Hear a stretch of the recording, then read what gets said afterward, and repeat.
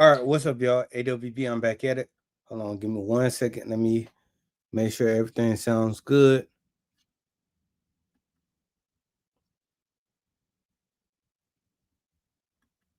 Hold on, one. See if that's any better. Hopefully it is, but I'll wait for a couple of people to get in here and we'll go ahead and get started. I know it's been a while since I've done the stream.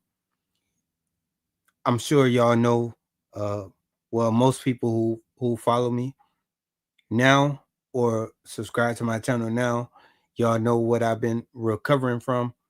And if you're new, you might not know that I'm recovering from a severe accident I had in Thailand.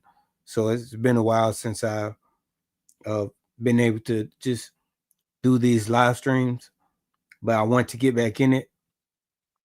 So we'll go ahead and get started. This whole thing going on with Long Island Audit channel is it's nuts. I couldn't imagine somebody spitting in my mouth. And well, he spit in his mouth, but he also had a gun. You know, he had a gun while he did that. It's not like he just did it and thought it was gonna be cool. No, he had a gun, you know, and he kept saying, I'm a cop, I'm a cop. And apparently that's the don't get beat up card. But you know, anybody who does this, you know that Fahey's a coward in real life and he hides behind his badge. Um, it's the only thing that would make somebody do that, in my opinion, because I don't know any normal person who would do something like that and not expect to be handled.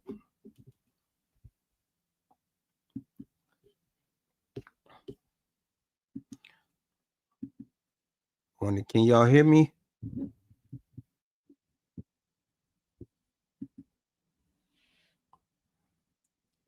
Let me know. I want to make sure the sound is coming through.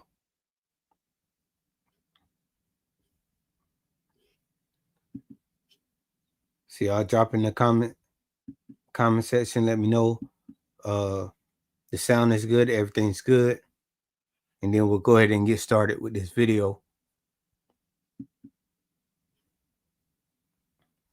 What are y'all thoughts on this? I'm not sure who all knows about this thing going on with Long Island Audits channel,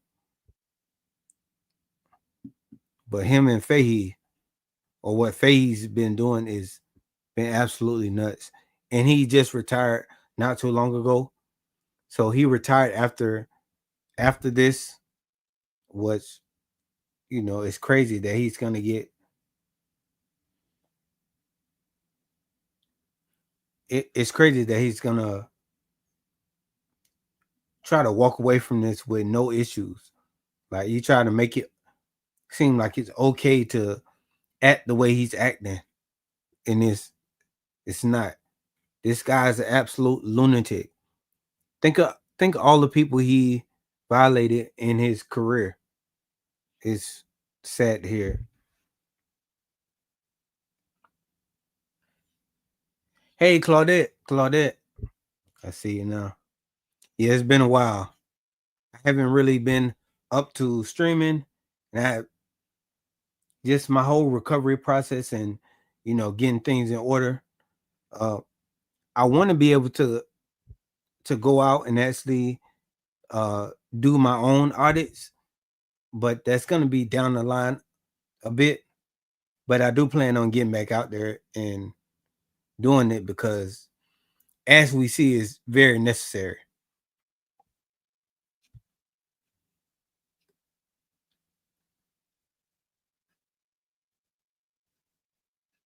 Shane said, "You think all the cops that's involved in this situation have retired?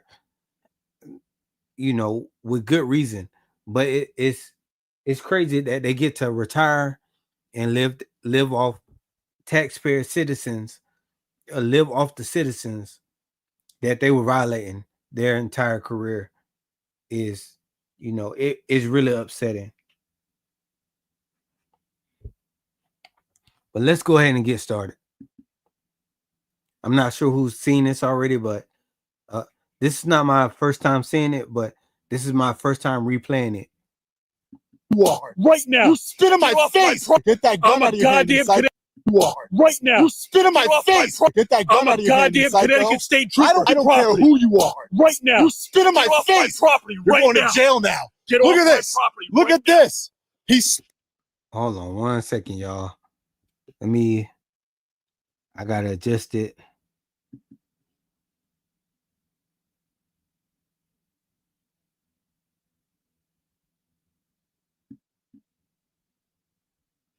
Hold on, let me make sure y'all can hear it. Spit in my face.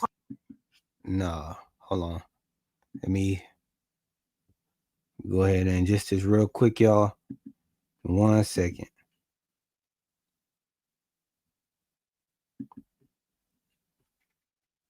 Let me know if you can hear the video. Hold on. You say you're going to jail. It's all being recorded. I don't care. I know you don't care. Because you don't face any consequences. This is the biggest mistake you ever made. No, it's not. This is the biggest mistake you ever made. Look at the gun in his hand. He spit in my face. I want him arrested. So we went through the assault statute, and there's nothing that specifically states that spitting on somebody is an assault. Turn around for me.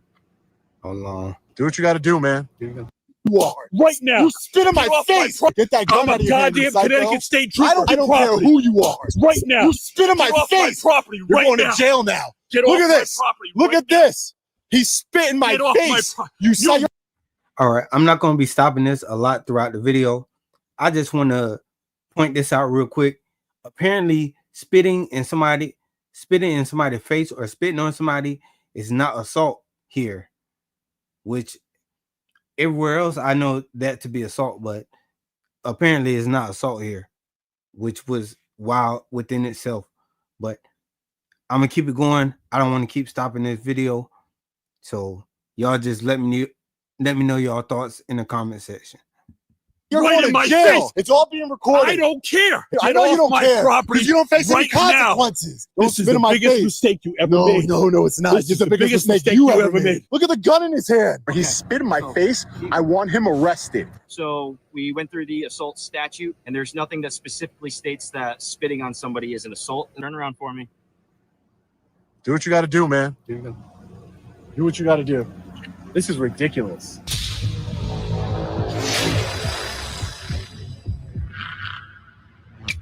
Hey, what's up, guys? Long Island Audit here, back again with another video. We are currently at an undisclosed affluent location here in the state of Connecticut. Excuse me, Corrupticate. We are here today, as you can see, to peacefully exercise our First Amendment right to protest and resist tyranny, and also to investigate allegations of corruption that has been made against Connecticut State Trooper Sergeant Brian Fahey. As you can see behind me, Sergeant Brian Fahey is no stranger to tyranny and corruption. Let's get into it. Now, as far as the allegations being made against Sergeant Brian Fahey, I was told through an anonymous tip that he is receiving fraudulent overtime every single year. Now, that was strange to me because Sergeant Brian Fahey, as we know, is the sergeant of pistol permits in an office. How does he receive overtime to begin with? Isn't it a 9-to-5 job? So I did some investigating, and Sergeant Brian Fahey makes over $200,000 a year. Now, get this. $75,000 of that $212,000, to be exact, comes from overtime. $75,000. How can this be? Does he stay late when they're closed after 5 o'clock? Does he go back on the streets to patrol? I mean, I was told by my sources that he was kicked out of patrol and he's a danger to the community. That's why they have him working in the office. But to get $75,000 in overtime every single year from a desk job, it didn't add up. And that's why I came here to Sergeant Brian Fahey's neighborhood to protest his tyranny and corruption, the lack of accountability, but also, as any good independent journalist would, to ask questions about this overtime allegation. So as always, you always want to be on the lookout for any no trespassing signs, restricted area signs. I don't see why there would be in this neighborhood here, but you know, we just want to ask some questions, see what's going on with this overtime allegation. Hopefully he answers us. It says here, the Faheys, looks like we're in the right spot. Again, there aren't any no trespassing signs. We're just coming in peace to ask some questions.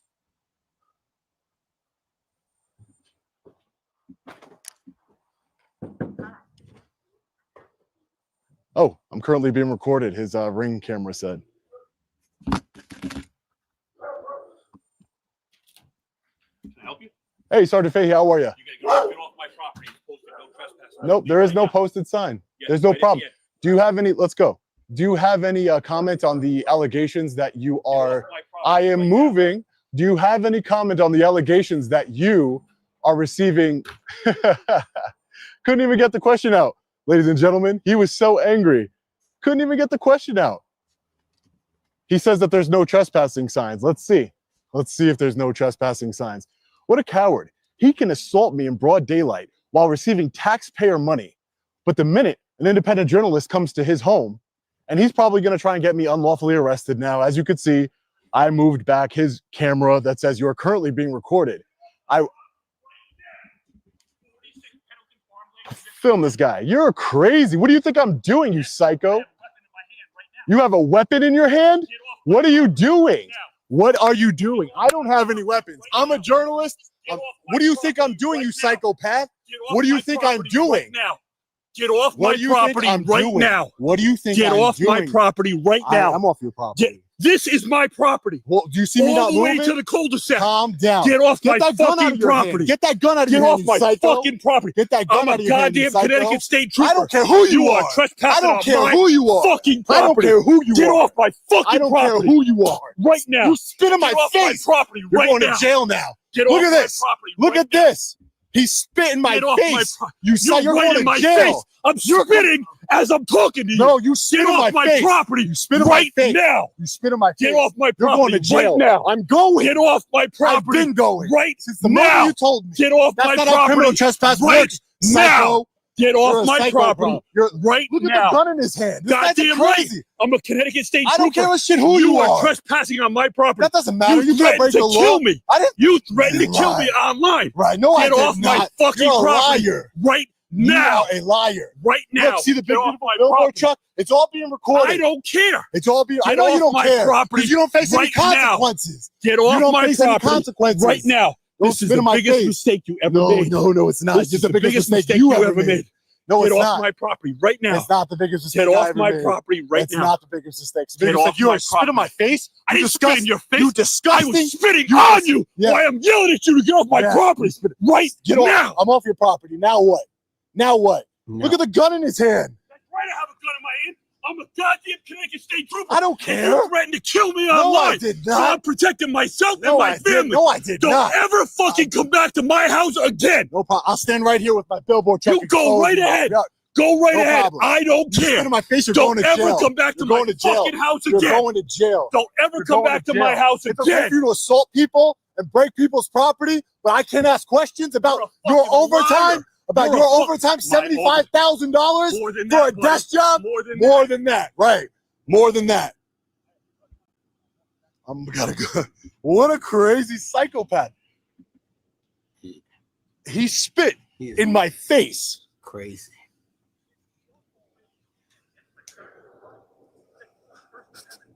No, I'm an independent journalist. Get it right, buddy. Get it right. I never threatened. He says I threatened to kill him. Ooh, I knocked on your front door. I'll get that 911 call too, buddy. Look at this guy. He probably, I'm a Connecticut State Trooper. Come help me from the camera. Come help me from the guy asking me questions, please, before I shoot him. And I did. And I did. No, you spit in my face and you're going to jail. And you're going to jail. You're going to jail. You spit in my face and you're going to, it's all right here, buddy. Right here. It's all right here. It's all right here, buddy. Look at these guys. Look. Look.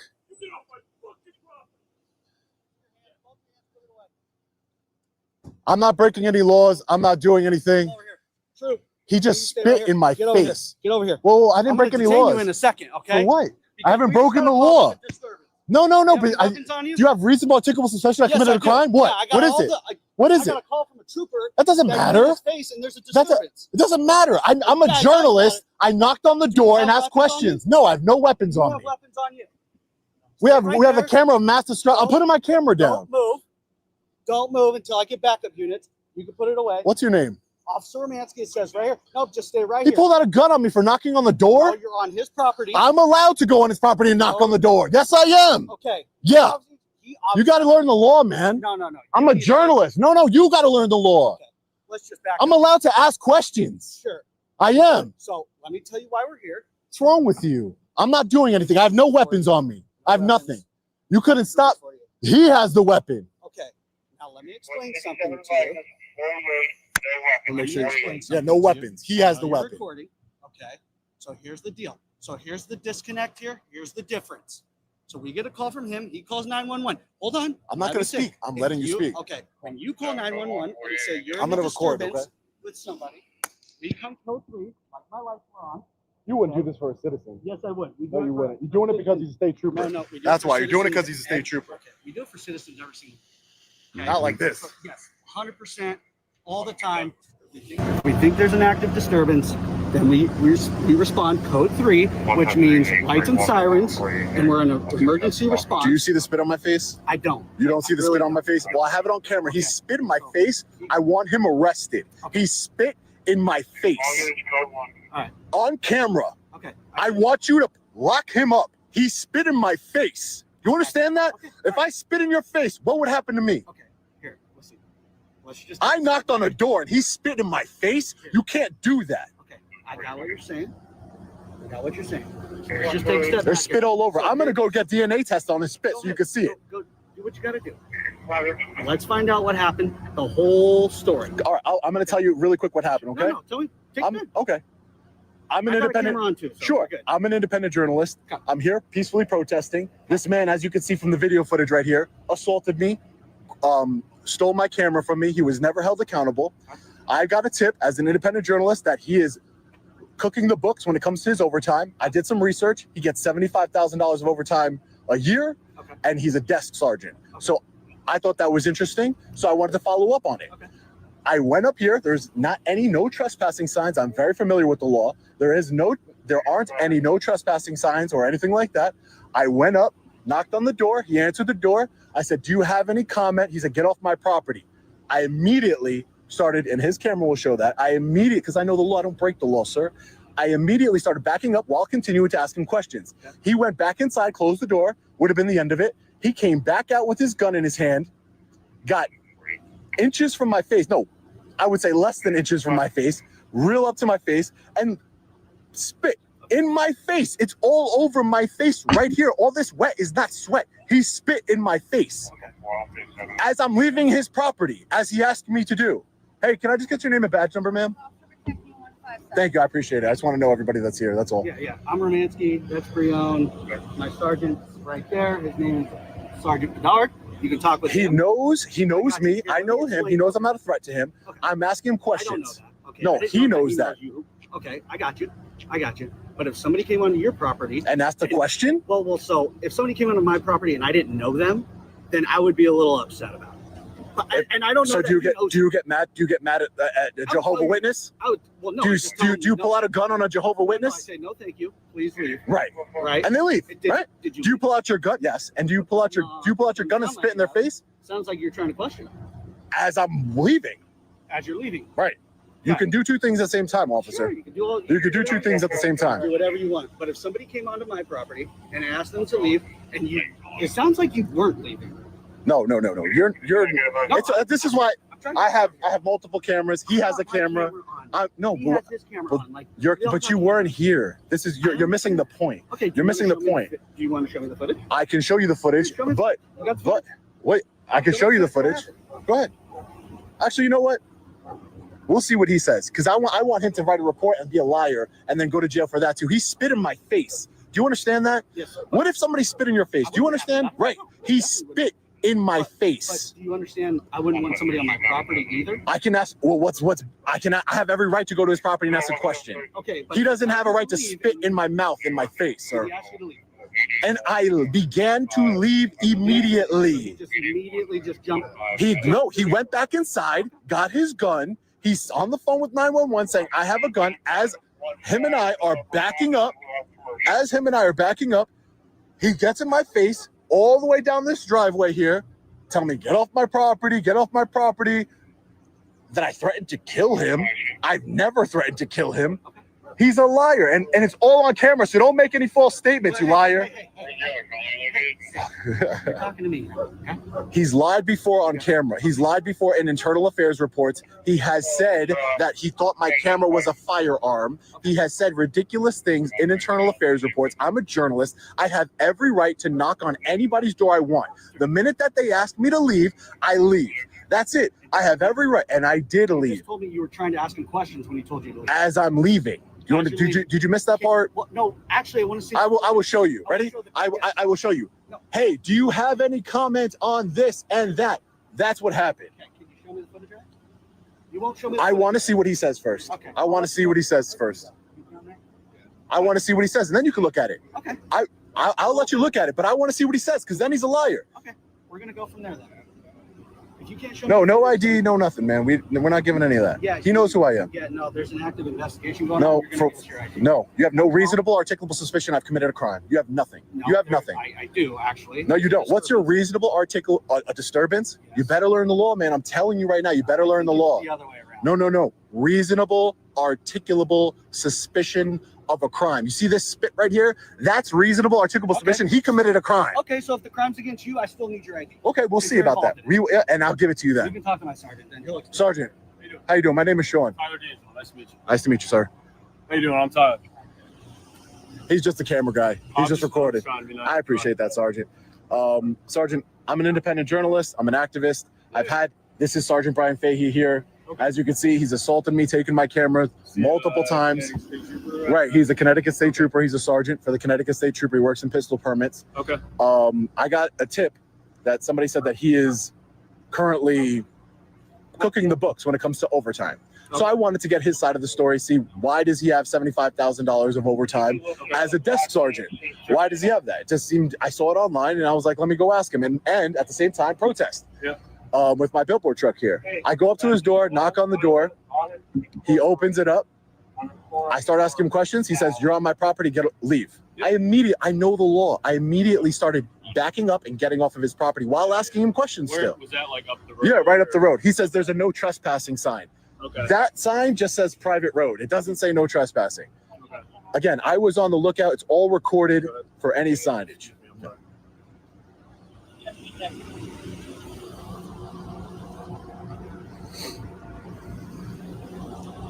And you guys are with Groton Police. Yep. Wow. Yep, Groton Town Police. There's 3 different police. Listen, and if I'm coming out a little loud or something, that's not how I operate. It's just, We're having a normal conversation. Okay, Right now. It's all all right. fun, man. listen, man, because at the end of the day, he came back. He went back inside his house as I'm leaving his property, which will clearly be seen on video. Mhm. As I'm leaving the property, it's a long walk. Yep. So I'm walking backwards, making sure this man has assaulted me. Look at him. He has assaulted me multiple times. So if anything, he's the danger to me, but I always just wanted to ask questions. I'm not scared of him. So at the end of the day, he's in my face. I'm not going to do it, but he's in my face, inches from my face. Yeah. And he goes, and he spits in my face. All of this is his DNA. He spit in my face. Yeah. And I still didn't do anything because he has a gun in his hand. Yeah. And I left the property, and then you guys arrived immediately, lights and sirens, So and I'm trying to only explain. Have, like, your half. of I it, understand. It's all But- recorded, though. Yeah, That's the beauty of it. right? That'd be great. Obviously, you're recording right now, so I understand you can't. You probably don't want to like pause. Right, and show us. exactly. I understand that, Exactly. right? But what we can do is we can send you a link through our Axon camera system, and you can actually upload the whole video to us because it's evidence, obviously. No, it's SEAN. Okay. I just trying to help you out. Yeah, but it captured. No, I'm saying he said SHAWN. It's SEAN. Oh, I was trying to. Sorry. listen to you. Go ahead. But basically, if you have information that would either make him at fault or No, but at I want you to fault, collect this evidence here of his spit on my mouth. This is all his spit on my mouth. respectfully, all I see at the moment is just sweat. But I'm telling you, this is, I feel his spit on my mouth. He is a disgusting, vile human being. And he spit in my face, Sergeant. You understand? And it's on video of him doing that. So this video here, it's on video of him spitting in my mouth. I'm talking at the same time. He spit in my mouth. We could maybe like pause one of these so that we could watch that, and then you can continue filming. You know what I'm saying? If that's what you would like to do. Here, hold this for me. Just keep it on me, please. He already did? Nope. Oh, okay.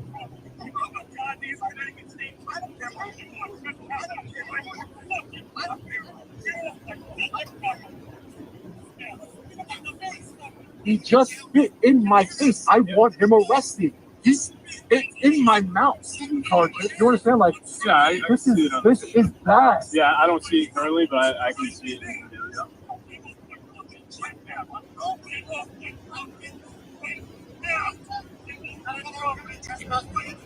So I do agree that you're backing up, but can we just agree? So I agree that you're backing up and retreating. Right. Don't want to keep posting it, but it's obvious. Even on that video, you can see him spit in his face. You can see it. It's on video. Off this property, right? Can we agree that we've kind of figured that some kind of response similar to this would be elicited by you showing up like this? You know what I mean? I thought you would just close the door. Yeah. You wouldn't want to talk. Yeah. Wouldn't the same person, if somebody I didn't particularly care for came to my house, I would say, get off my property, close the door. I wouldn't come out and get in their face and walk them out with a gun and spit in their face. So can we understand that I didn't break any laws and he's the one that broke the law? Like, I just don't like this kind of like cop splaining thing where it's like, you know, you don't understand. You're blaming the victim. It's like, oh, you wanted this. It's like, dude, somebody's got to be held accountable.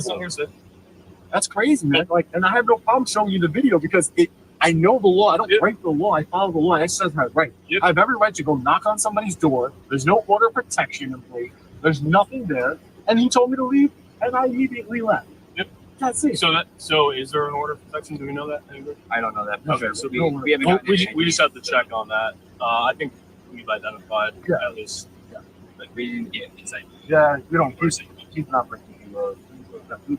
He's actually. No, I mean, you or the other person. Sergeant Bailey, Brian Bailey. And what your intention of coming here was to as a journalist, I'm a journalist. I investigate corruption and tyranny within law enforcement. Does he know that you're a journalist, or did you identify yourself as a journalist? We've had multiple interactions with me reporting. This is the Connecticut State Police headquarters over here. We've had multiple interactions where, again, I'm not doing anything and he is assaulting me. I'm trying to get into state police here. He wouldn't let me in. He closes it on my... And then look, this happened recently? Or? This happened about a year ago. Okay. And then security identified it. He takes my call from me, violating my First Amendment rights. Again, this has been going on, but I'm not saying I'm scared of it. I wouldn't be here if I was scared of it. I'm not saying I'm in fear for my life or anything. I'm saying that I came here as a journalist to follow up on a tip that I got that he is cooking the books when it comes to overtime. And my problem is he spit in my mouth and in my face. That is a problem to me. I don't know what diseases he's got. He could be mad all he wants. I don't blame him for being mad. He doesn't like me. I don't like him. At least we can agree on that. Yeah, well, you could be mad, but you can't break the law, sir. You can be mad, but you cannot break the law. I understand where you're coming from. Be mad all you want. Rent a billboard truck and put it in front of my house. I don't really care. But you can't break the law. You can't spit in another man's mouth. You know how badly I wanted to defend myself? That is bodily injury. I don't know what type of disease is that. It's happened to me as well. I understand. Okay. And I'm sure you did something about it, right? Right? It's circumstantial. Right. But I couldn't because he's holding a gun like the coward that he is. Hey, if I have one of my officers send you a link, can you send us that video so we can upload it? Thank you. I'm not wiping my mouth, so I don't care if I'll take it. I'll go and take a DNA sample or something. So the sergeant. So we're both sergeants. He has a camera in the sergeant's vehicle that he can photograph. Like I said, I see. You don't have like a swab. You could swab and get his nasty, filthy DNA from my face. No, I recommend if you want medical attention to get tested, we can. Yeah, call. Yeah, call. Okay, and you want to get transferred to the hospital? No, I want you to just call an ambulance, please. Sure. So I'm going to tell you this now for other. I know there's a lot of stuff going on. but he does want you formally trespassed from the property. So he's going to provide a statement that says you're formally trespassed. So you are not, from this point on, not allowed to go on this property. If you do, you're going to be arrested. All right. I don't break the law, sir. I'm just letting you know what's going on. Okay. Okay. From where I'm at. What's going on with it? What's going on with arresting him for spitting in my mouth? Listen, you talk to our sergeants about all that stuff. They're going to make their decision. Okay. But I'm just saying, it's kind of like I you know about other things. I'm just letting you know. Okay. So as his private property, he's allowed to trespass anybody he wants. You are formally trespassed. Great. So if you do go back on his property from now on, you can't be arrested. Okay. So I'm just letting you know. So you've been advised. Okay. Great. Just get that thing. I don't plan to. How you doing today, sir? I'm good. How are you? Not too good, man. When another grown man spits in your face, it's kind of like, oh.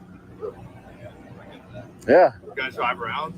Yeah, basically drive around, protest, bad cops, man. He's a bad cop. I mean, I'm not asking you to, opine on it, but I'm just saying the video speaks for itself. He's a bad cop. He likes to put his hands on people and take people's cameras and allegedly cook his books when it comes to overtime. And I was just asking a question about that. That's all I came here to do. And protest, of course.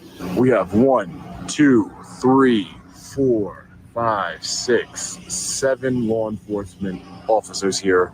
Hey, Sarge, do you have any updates? So I just talked to him and kind of let him know what's going on with in reference, because I didn't talk to him at all. So I just kind of got little bits and pieces of his. We made sure that we have his video evidence as well. Have we gotten evaluated by these guys yet? They said that there's really nothing they could do for me, so I'm just gonna go get tested at the hospital or something. I'll figure it out. Okay. Do you want to get transported? No, it's fine. Okay. No, All that's right, fine. so you're good with them? Yeah. Okay. I just need a little bit of information from you when you get a moment. Sure. Is there anything else we can do for you? No, that's it. Thank you, man. I appreciate you coming out. So I don't want to waste your time. Thanks, guys. Good luck. Appreciate to it. you, Thank man. you, sir. Appreciate it. Yeah.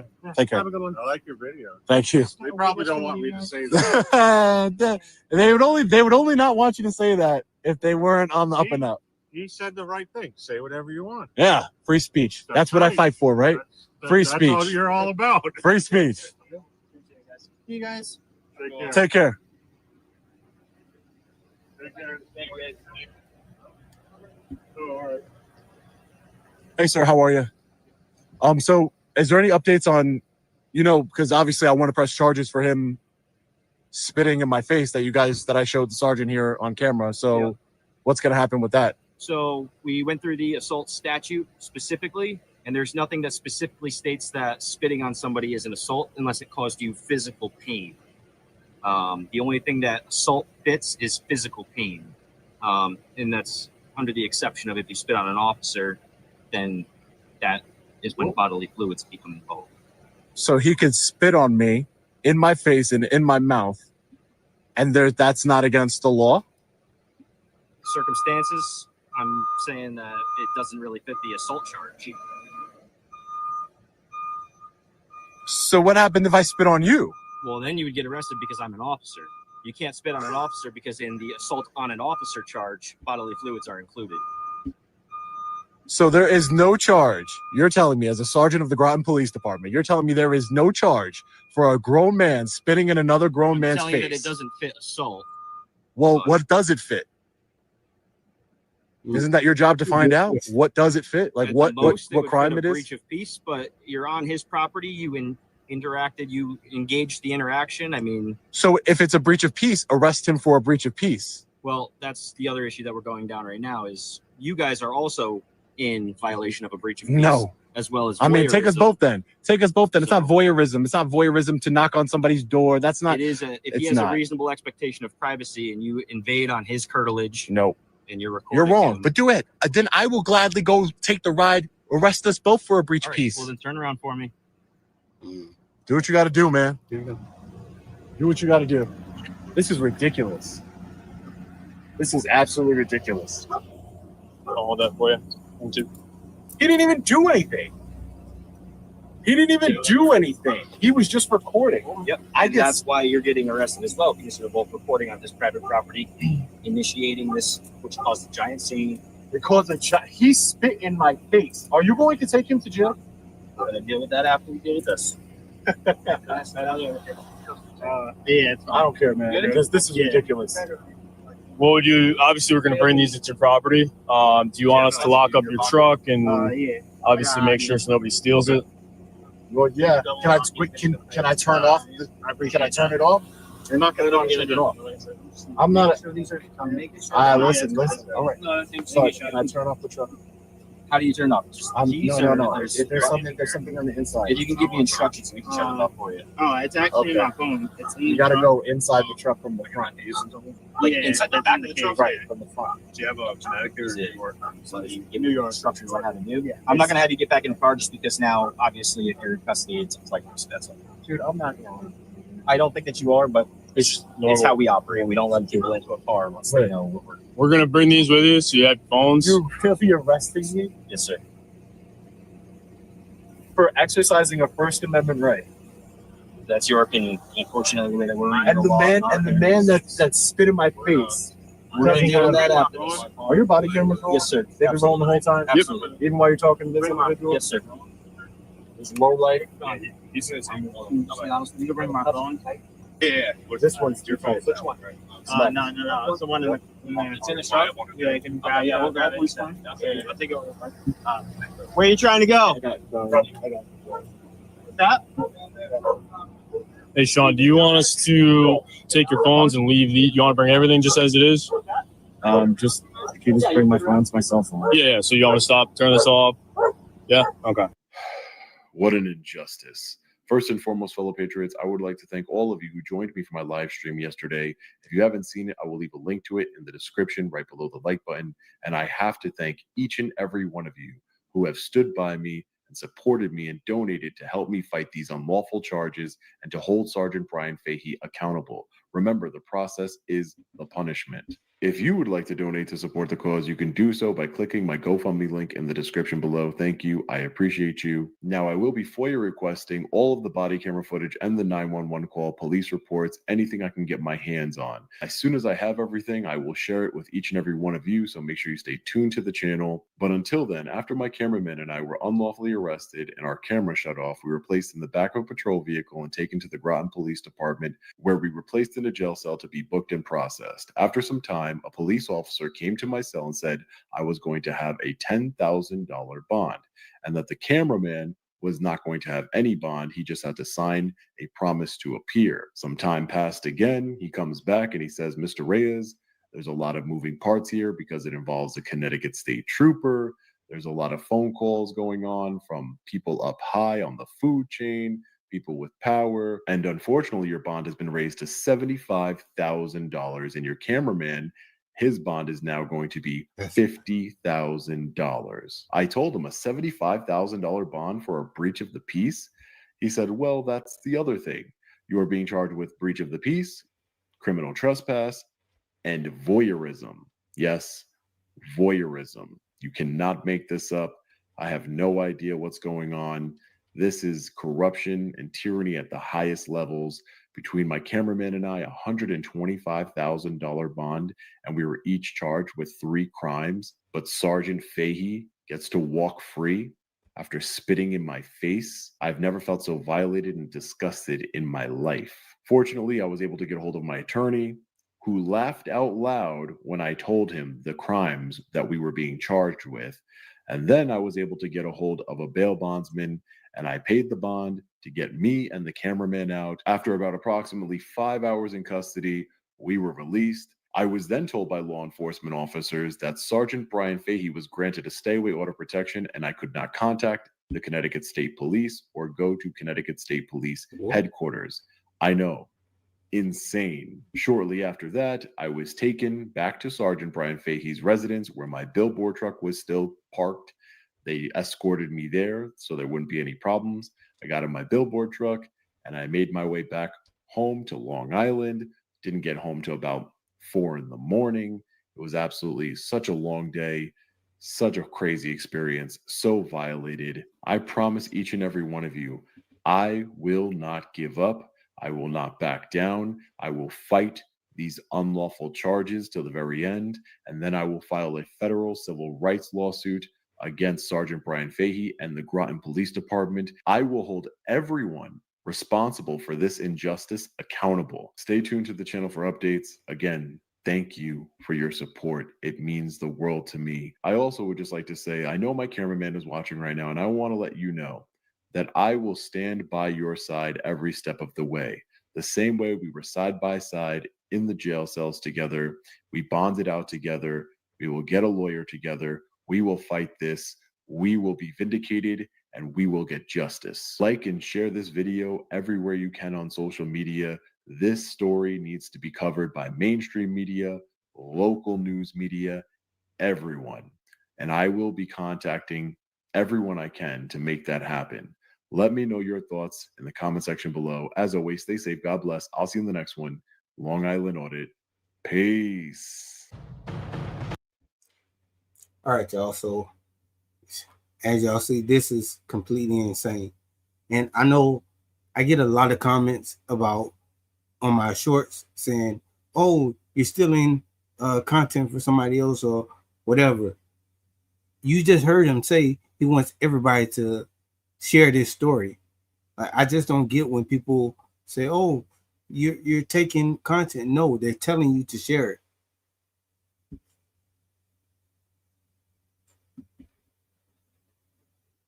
But what are y'all thoughts on this?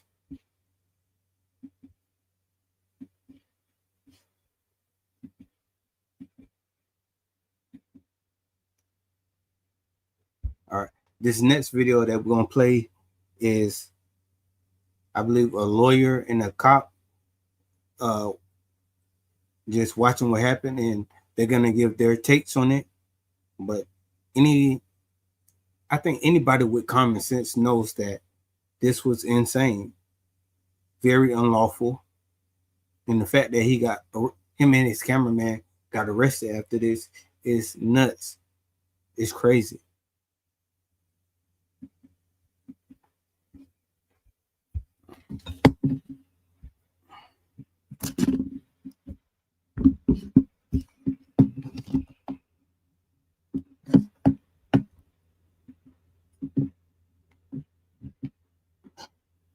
Joko, what's up? What's up?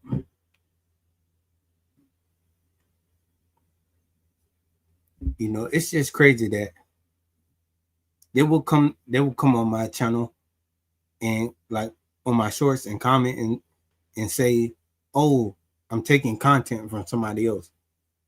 Like, they just don't get the whole point of putting the content out.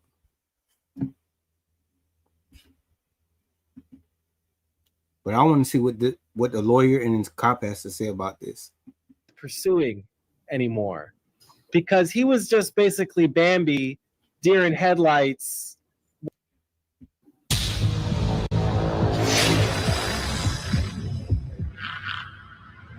Hey, what's up, guys? Long Island Audit here, back again with another video. Thank you all for joining me for this live stream. I am joined by Sergeant Eric Levine. Just want to make note that thank you so much for joining me, that he does not speak for his department. He's an active duty sergeant, and he doesn't speak for his department. And I'm also joined by the man, the myth, the legend, Attorney Alex Talbis, my suit attorney against Sergeant Brian Fahey for the prior incidents, and a criminal defense attorney in the state of Connecticut. All right, guys, so obviously this stream is about Sergeant Brian Fahey. I wanted to get a law enforcement perspective as well as an attorney's perspective on this whole situation where Sergeant Brian Fahey closed the distance with me, brandished his firearm, got in my face, spat in my face. I was subsequently arrested along with my cameraman for voyeurism, criminal trespass, and breach of the peace. We're going to look at the elements of those crimes. Spoiler alert, they didn't. But I also wanted to take a quick look back and give all the context of what's going on here. So I wanted to bring up this video, the first Sergeant Brian Fahey incident here. Let's go back, way back to 2021. We want to entertain your complaint through the proper channels. You want to make a complaint? Yeah, which is through internal affairs. Yep, It's the so proper you can channels. give him that. Yep. I will go speak to them All right, personally. have a great day. You too. Nice talking to you. You as well. Sounds like a pretty nice interaction. Nice talking to you. You as well. Seemed like everything was going right. You know, I was just trying to make a complaint against a different state trooper. I'll be right with you guys. You're all set here? Excuse me? Are you all set here? Well, yeah, there's nothing else obviously you can help me out with at this Okay, point. so you're all set. So you're going to go to IA right now, correct? Yeah, I'll be Okay. there. All right. I'm gonna be going. Okay. I'm gonna be going. Okay. So you're gonna stand here with your cell phone on. I thought you were busy. I thought you were a I busy am. man. I am so, busy. So you should I am. get to work I should get to work. Is that what you're telling me? if you're busy. We're gonna have a problem between you and I. We're gonna do an interference. His body camera's on. His body camera's on. Stop. He has his body camera on. I don't care. Stop, I man. don't care. Right? I'm gonna. This is private property. I'm Okay. not doing anything. You're not going to I will get videotape off. me and I'll have get an off of attitude it. with me. I'll get But off I'm going of to it. tell you Where's what your right phone? now, I'll dude, get off of I'm it. not Stop. the one. All right. Okay. I gave you the I was information trying you to make a needed, complaint. That's it. and I gave you your outlet. Right? I'm You were going. giving your I outlet. said I No, was you wanted to going. stand there and hold your cell phone in my face. I Is wasn't what in you your wanted face. to do. Yes, I you wasn't in your take your face. cell phone and go and make your complaint. Okay. Okay. Can I grab my No, cell you stay phone? right here. I'll get it for you. I'll get it. All right. Where's your card? Where's your card? Man? Where's your card? I'm gonna go, man. I'm going. All right, no, but where's your card? Why didn't you I'm know where my asking- car's at? You were about to arrest me, man, for real? I had Is your to body detain camera you. on? Yeah, my body camera is on, buddy. I'm Trooper Costello, 1139. Costello. Yep. Wow. Listen, with the You situation were that gonna you're arrest me for real? we're going to detain you or what the situation was going on, man. You're being I'm leaving. Conversation's over. Go ahead. I'm leaving. Stop. I'm leaving. So that's the first incident.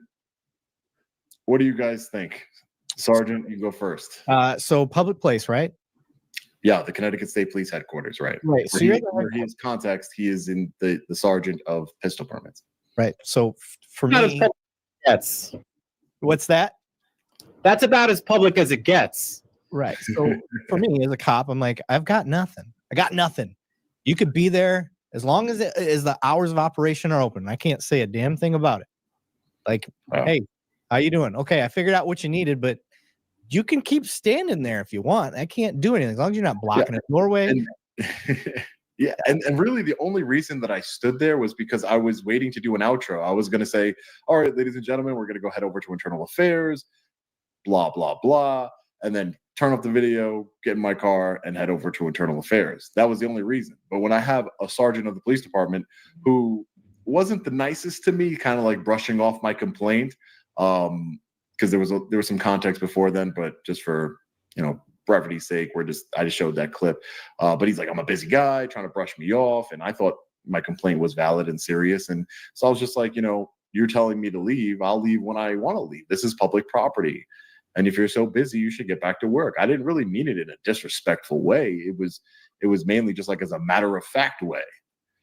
And Alex Talbis, he's representing me in the lawsuit for this incident as well as the second incident. We actually just did the deposition for Trooper Costello, the one that pulled out his handcuffs and the one that was wearing the body camera. He pulled out his handcuffs, said we're going to do an interfering. We figured out that was his first year on the force. That was the year he was hired. He was talking like a rookie. Yeah, no, He was lost and he was looking at that sergeant for guidance, what he needed to do. Yeah, he did not know what was going on. Alex, do you want to tell people what did we end up deciding to do with Trooper Costello based on the deposition answers he gave, and even how he talked about his lack of training on the First Amendment, etc. Look, at the end of the day, I can hear you fine. Yeah, you don't have to scream.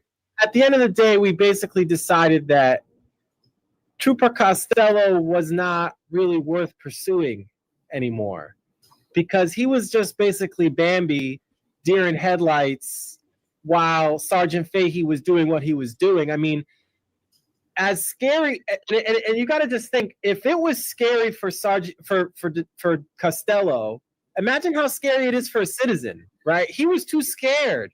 Ultimately, he admits that Sergeant Fahey was being hostile, which took him a lot to do and probably got him expelled from the Thin Blue Line. But, if he's going to be honest about it, he was not the main driver. He was a bit player at most. So we let him out. Yeah. So at the end of the day, we took him off the lawsuit. He's still a witness. But, after talking to Alex, we both came to the conclusion that this is not the guy he's a very sympathetic guy. He seems like a good guy. we grilled him for about 2 hours, and eventually he did admit that the aggressor was Sergeant Brian Fahey in the incident. I don't see how anybody could not say that. But I also just wanted go ahead. I was going to say, and I think kind of your ultimate goal when you do this type of stuff, at least the impression that I've got from you, is to learn. And you gave him an opportunity to learn. And I think that was a great learning tool for him, because that 0 to 5 year mark for a cop, that's what I call rookies. I've been at it almost 20 years. So that's a rookie that you just dealt with. And he got a hard lesson really quick that he's never going to make again. You just made a better cop. And I think that was the right path to go, because he didn't go too far. He went just far enough to learn. And he had no training. You're not he here, admitted that. not here to demonize anybody. Yeah. You're trying to help people learn so that all of our rights are protected. And Costello, he knew it was wrong. He knew it was wrong. He wasn't trying, he didn't just lie. He told the truth. You were never aggressive, and you never escalated the situation. So we got what we needed from him. Right. Yep. He did. He said all of that. Polite, cordial. He said that Fahey was the aggressor. Took a little coaxing from Alex here. He did a really good job. Unfortunately, you guys won't be able to see this deposition for some time. It's under protective order, unfortunately. But I forgot. I want to show everybody really quickly Did your phone get broke on that? I'm just curious. Oh, was your phone broken?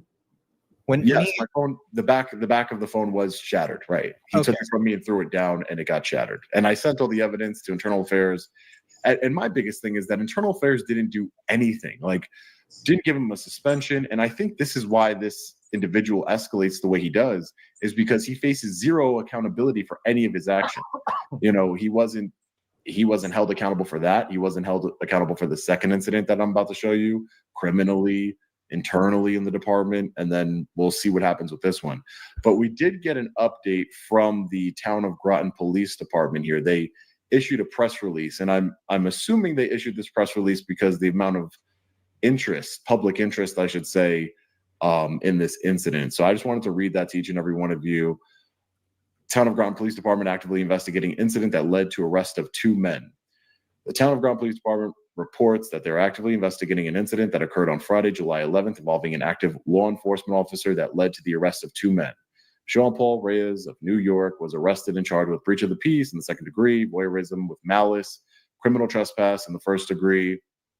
And then my cameraman was also charged with the same exact charges. On Friday, July 11th at about 4:52 p.m., the Town of Groton Police Department received a 911 call from a resident reporting a disturbance.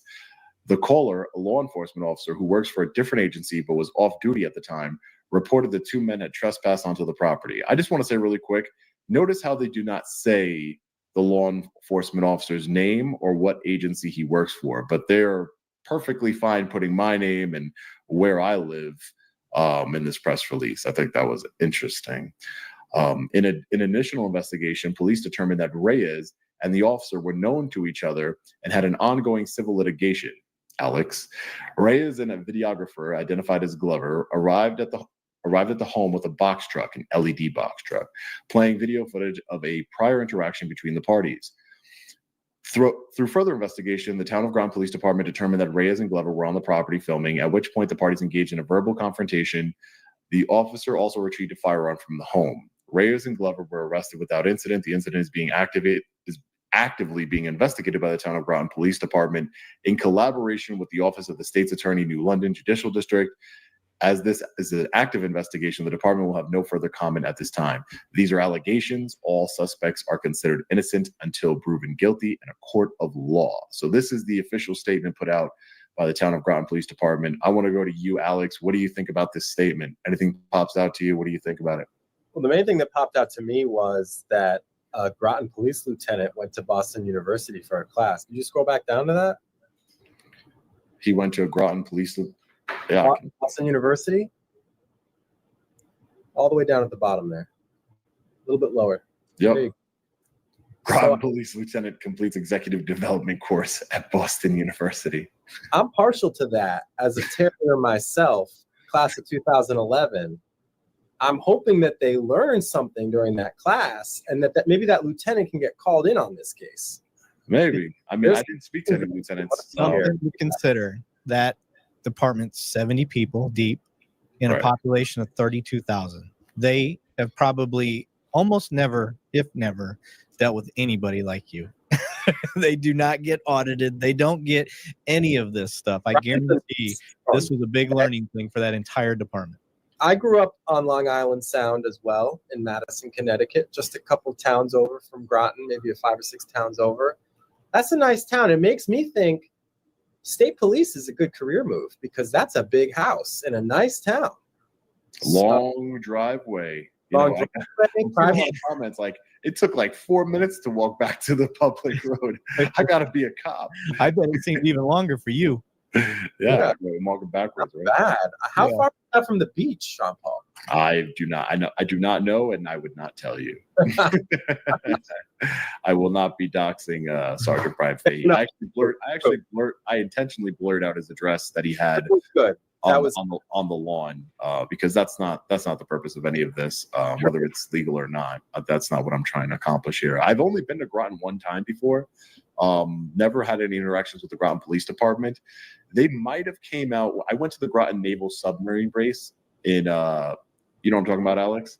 The submarine military base, and these MPs came out. I was filming outside the base, and these MPs came out, and they were big fans. And you know, they told the Groton Police to go back, and they had called them. All right, hold on. I'm going to switch to. I'm going to go. This is the prosecutor's perspective that I'm going to switch to now.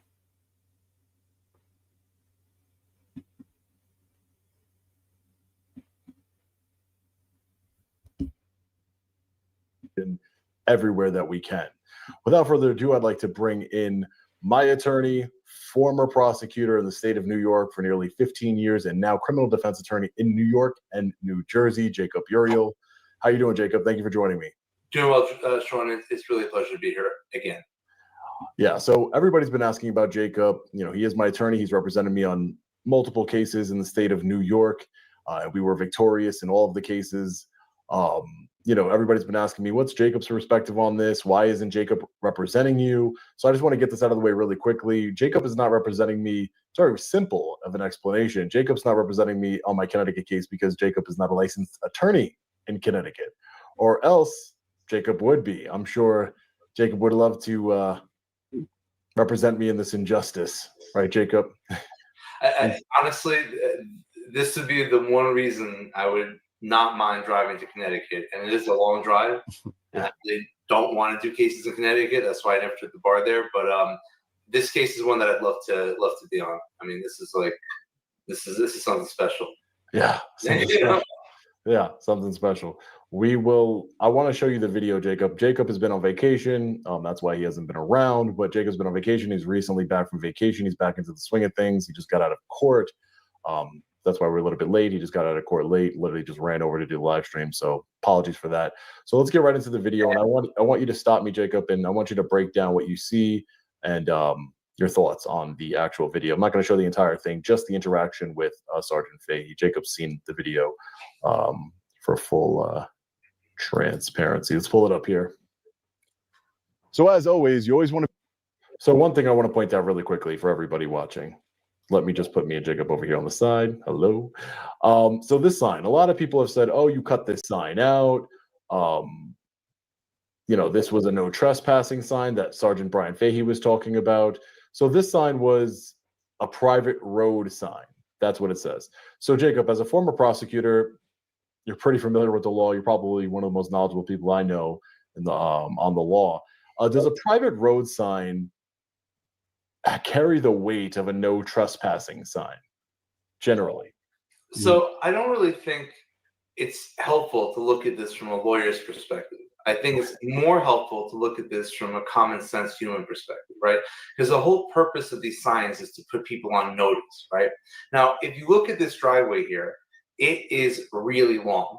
It's so long that you can't even see the house at the end of the driveway, which means that there may be people in their cars who are driving or biking or even pedestrians walking who are going to think that that's like a public roadway and try to drive in there.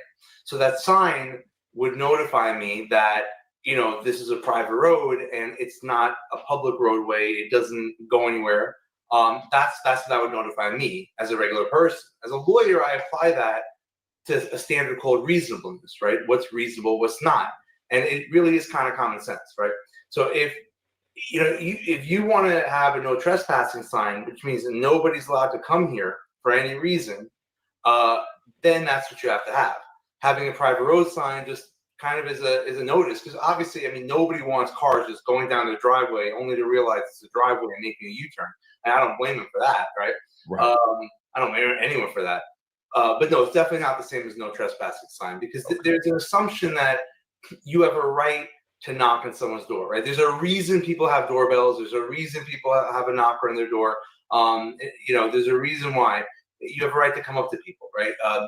People do it all the time for solicitation, for asking somebody to move their car. It's just a standard thing. So without that no trespassing sign, no, there's absolutely no reason that you shouldn't be able to walk down that, ginormous driveway. Right. We'll see later, a conjoined driveway. So as always, you always want to be on the lookout for any no trespassing signs, restricted area signs. I don't see why there would be in this neighborhood here, but we just want to ask some questions, see what's going on with this overtime allegation. Hopefully he answers us. It says here, the Fahey's looks like we're in the right spot. Again, there aren't any no trespassing signs. We're just coming in peace to ask some questions.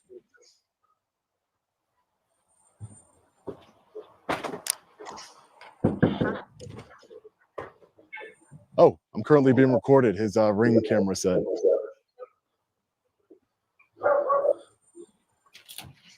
Can I help you?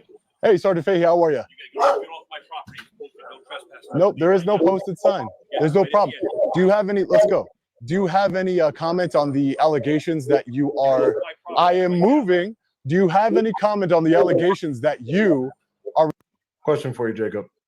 Yeah, I heard you say let's go. That was to your cameraman? That the let's go was to my cameraman, because I immediately started moving backwards. Right. I wasn't recording at the time. I didn't think that I needed to. I was, I have my cameraman. That's the whole point.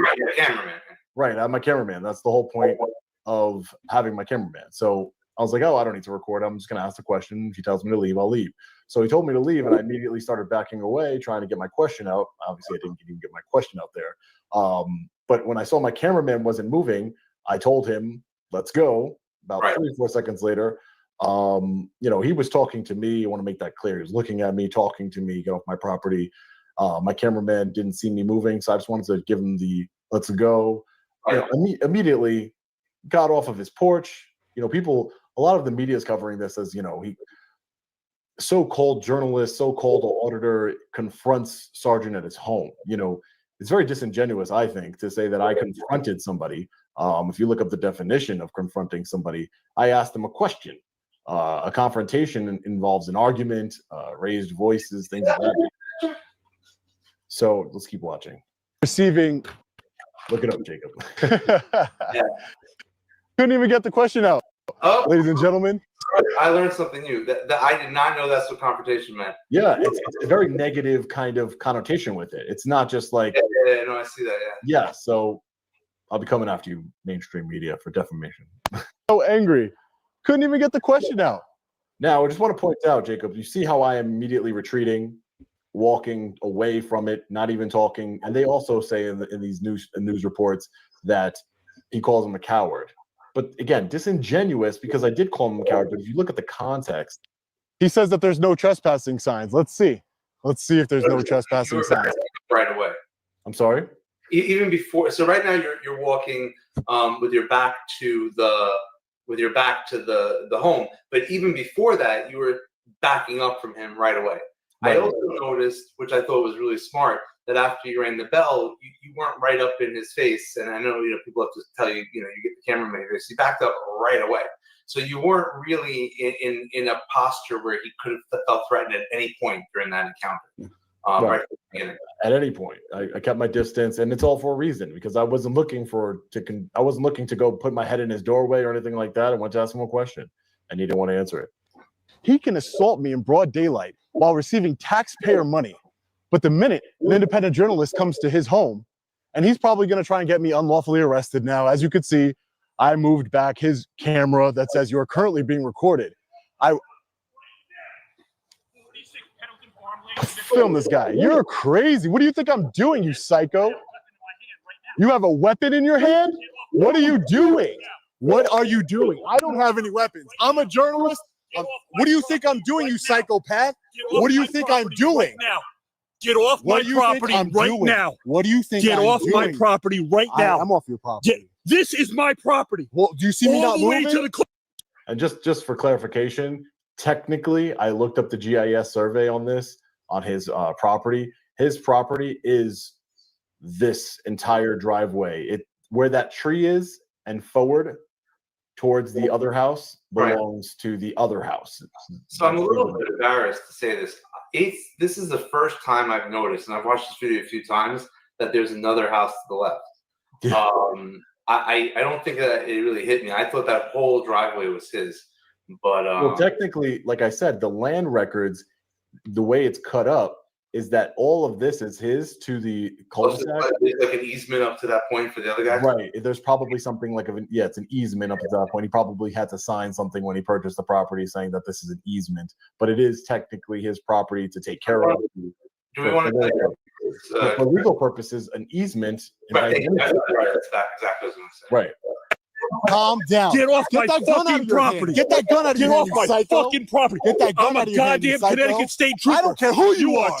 No, I've heard a lot of people, a lot of attorneys have covered this, this interaction, so many across social media, and they have said that he's now acting under color of law. Do you concur with that? That once he says I'm a goddamn Connecticut State Trooper, that he is now acting under the color of law?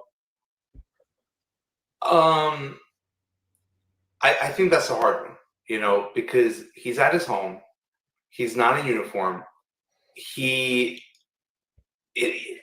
saying I'm a goddamn Connecticut State Trooper, I think definitely creates that notion that he's under the color of law. But I want to be clear that I don't think that might fully absolve him from the civil liability of what's occurring here. Partly because outside of him saying that, everything else he did was far outside the scope of the duties of a police officer. Right. I don't care who you are. Fucking I don't property. care who you Get are. off my fucking I don't property. care who you are. Right now. You spit in my Get off face. My property You're right going now. to jail now. Get Look off at my this. property Look right at this. He spit in my Get off face. My You said you're right going in to my jail. face. I'm spitting as I'm talking to you. No, you spit Get in off my my face. property. You spit in my I'm spitting as I'm talking to you. Do you see, already with the creative writing, he's already putting the narrative right there, Jacob, out there that, hey, I didn't spit in your face. I'm just spit's coming out of my mouth as I'm talking to you. I don't think he realized that he didn't realize in the moment. There's a camera watching you, man. There's a microphone that heard you right in my face. I'll never forget this day. You spit in my face. Get off my You're going to property jail. right now. I'm going. Get off my property. I've been going. Right Since the now. moment you told me. Get off That's my not how property. criminal trespass right works, psycho. now. Get You're off a my psycho, property bro. You're right Look now. at the gun in his hand. This guy's Goddamn right. crazy. I'm a Connecticut State Trooper. I don't care a shit who you are. Trespassing on my property. That doesn't matter. You can't threatened break to the law. kill me. I didn't. You threatened to kill me online. Right. No, I Get did off my not. fucking You're a property liar. right now. You are a liar. Right now. Now, some attorneys have said, Jacob, and I want to get your take on this. Some attorneys, I'll give you my thoughts after, but my non-attorney thoughts. But some attorneys said, oh, he defamed you there.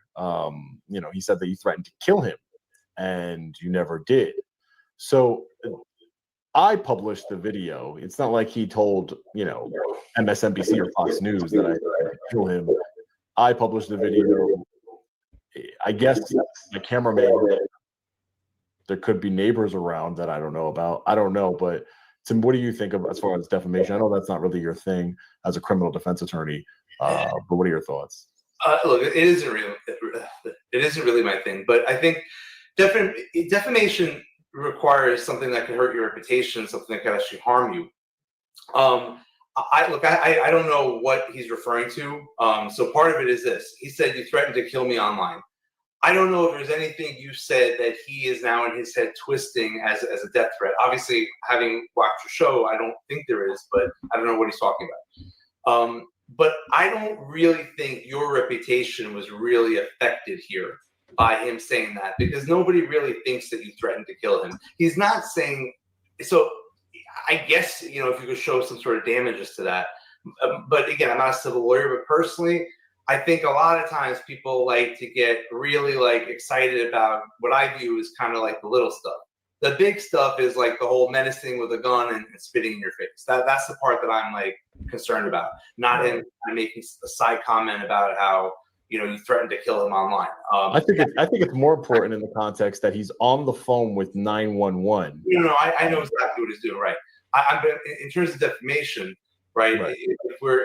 If you're gonna have like a lawsuit for slander, you do need to show that it impacted you in some way, that it affected you in some way. And I don't think anyone really is buying that bullshit. Right. The big beautiful billboard truck. It's all being recorded. I don't care. It's all being. I Get know you off don't my care property because you don't face right any now. consequences. Get You off don't my face any property consequences right now. Don't This is spit in the my biggest face. mistake you ever made. You've prosecuted people, I'm sure, for threats. Would you take that as, would that be considered a threat? No, I wouldn't say so. I wouldn't say so, right. Well, it's a threat, right? But it's an illegal threat. This is the biggest mistake you've ever made. So if I'm the prosecutor, I might use that to try to show that the bigger picture of what he's doing, it shows his intention, right? His intention to do something else, you know, to have you arrested falsely, to do something like that. But I wouldn't on its own take that as a threat, right? That's a good point. But when you tie it into everything that happened after this, it kind of seems like that was the whole purpose of my own arrest and everything. Yeah, I mean, it does, right? But again, when we talk about threats, really we mean threats to bodily harm. Those are kinds of things that we charge people for threatening, right? We don't normally charge somebody for saying, I'm going to have you arrested, because that's not really up to them. Maybe in this case it was, because he's a cop. What I love is when he said, I'm a goddamn Connecticut State Trooper. I wanted to get back to that. On the one hand, he does put himself like into a position of color of law. But what it seemed to me like he was doing was almost, in addition to that, sort of in shock that you didn't care that he was a Connecticut State Trooper. It was like, well, I'm a Connecticut State Trooper, so I have all this power that you should be afraid of. You should be afraid of me. He's also telling that to 911 to try to get them to come here. He's using words about weapons. I've got a weapon, man. He's sort of hyping up the situation because he's threatening to kill me. Right. And he adds it online. Now that's a different issue, right? So if his intention was to have 911 come here far more aggressive and to basically, if he's using his, I guess, excited nature to try to cover up providing incomplete information to 911, then that's an issue. That could be an issue in and of itself. Right. Biggest mistake you ever made. No, Get it's off not. my property right now. It's not the biggest mistake Get I off ever my made. property right I think we're going to find, time will tell, right? It is what it is. We'll see how it plays out. I think that I was right. We both said it's the biggest mistake each other has ever made. I guess we'll see. Time will tell who's made the biggest mistake they ever made. I think the biggest mistake he ever made, and I've made some bad mistakes. So I've made some bad decisions in my life. So this is definitely not one. This is not a bad decision. This is a protected decision. He said, go ahead. Sorry, I will let the viewers know. For whatever reason, on my screen, Sean is somewhat frozen, so I actually don't know that his lips are moving, and then we end up talking over each other. So I don't know. I apologize to everybody for that. When I heard him say, "This is the biggest mistake you ever made," right? And you responded, "No, this is the biggest mistake you ever made." I wondered to myself, did anything click for a second that this may not go my way? Right. And I don't think so. I think there's a level of arrogance that I see where he honestly believes that he can act with impunity. And that is probably the part of the video that really concerned me the most, is seeing that somebody, because remember, analyzing the video, you were already back turned. He was in his house. He came out and reignited the confrontation with a gun, calling 911 to get them on his side from the get-go. And he wasn't that crazed when he first went back inside. right? So he devised some sort of plan to come out there very aggressively as you were walking away, very aggressively. And, you know, with that gun out and the spitting and saying, this is the biggest mistake you ever made, those combined, I think, could have reasonably put you in fear of physical injury. And again, I'm not a Connecticut lawyer, so I don't know their statutes, but in New York, I would definitely view this as menacing with a deadly weapon, like without a question, right? Not just because he had his gun in his side, because he didn't point it at you, so, but the totality of the circumstances, I think, you know, personally, if I was in that situation, I would be really scared, because once he spat at you, that would give me a clue that he was more unhinged than I realized, right? That he's like willing to do pretty much anything. So I think when you put it together, yeah, I could see that as a threat, but not on its own. Right. No, definitely the totality of the circumstances and me seeing in the moment adrenaline, right? You have adrenaline, fight or flight. I'm just trying to get off the property. That was my whole goal the entire time, is to just let me get off this guy's property. I asked my question. He didn't want to answer it. He told me to get off the property. It's time for me to get off the property. That was my goal. Going back to the billboard truck, that's it. The minute he came out with a gun, I pointed at him and said, film this guy, because I didn't know what he was going to do. I had no idea. This man has been unhinged in the past, as we all have seen, the first incident, the second incident. And both of those incidents, the first one, I had no idea who he was. It was just a chance meeting. The second incident, again, he came out to confront me. This incident, he came out again to confront me. He could have just stayed in his home. And I wish we're going to hear it in a second, and I'll bring it up then. But the totality of it, another lawyer, Southern Draw Law, he broke this down. He's a Tennessee lawyer, but he looked at the statutes from Connecticut and everything like that. And he did a really good job breaking it down. I posted his video on my channel. You know, menacing, reckless endangerment, menacing a felony, because menacing in the first degree, I believe, because he had a weapon. Right. Exactly. Yeah. Right. Because the weapon adds to, again, it's not about, and he made a good point, because, you know, my knee-jerk reaction was, and I think everybody's is, wow, he spit in your face. That's assault. And that's where we're missing, you know, at least me. That's where I was missing it, right? It's like, yeah, he spit in my face. That was the ultimate, because everybody knows that's watching now, and everybody, you know, everybody knows around the world that spitting in somebody's face and mouth, the disgusting, you know, not only is it the ultimate sign of disrespect and vile and disgusting, he puts me at risk. I have no idea if he has HIV, any sort of disease that can be transmitted through saliva, if he had a cut in his mouth, etc. Well, I don't know. He told me, the first thing I told you, you know, because look, I as a prosecutor, exactly, because we're friends. Full disclosure, Jacob and I are good friends. Yeah. He's not only my attorney, he's a good friend of mine. So I immediately called him out to the situation.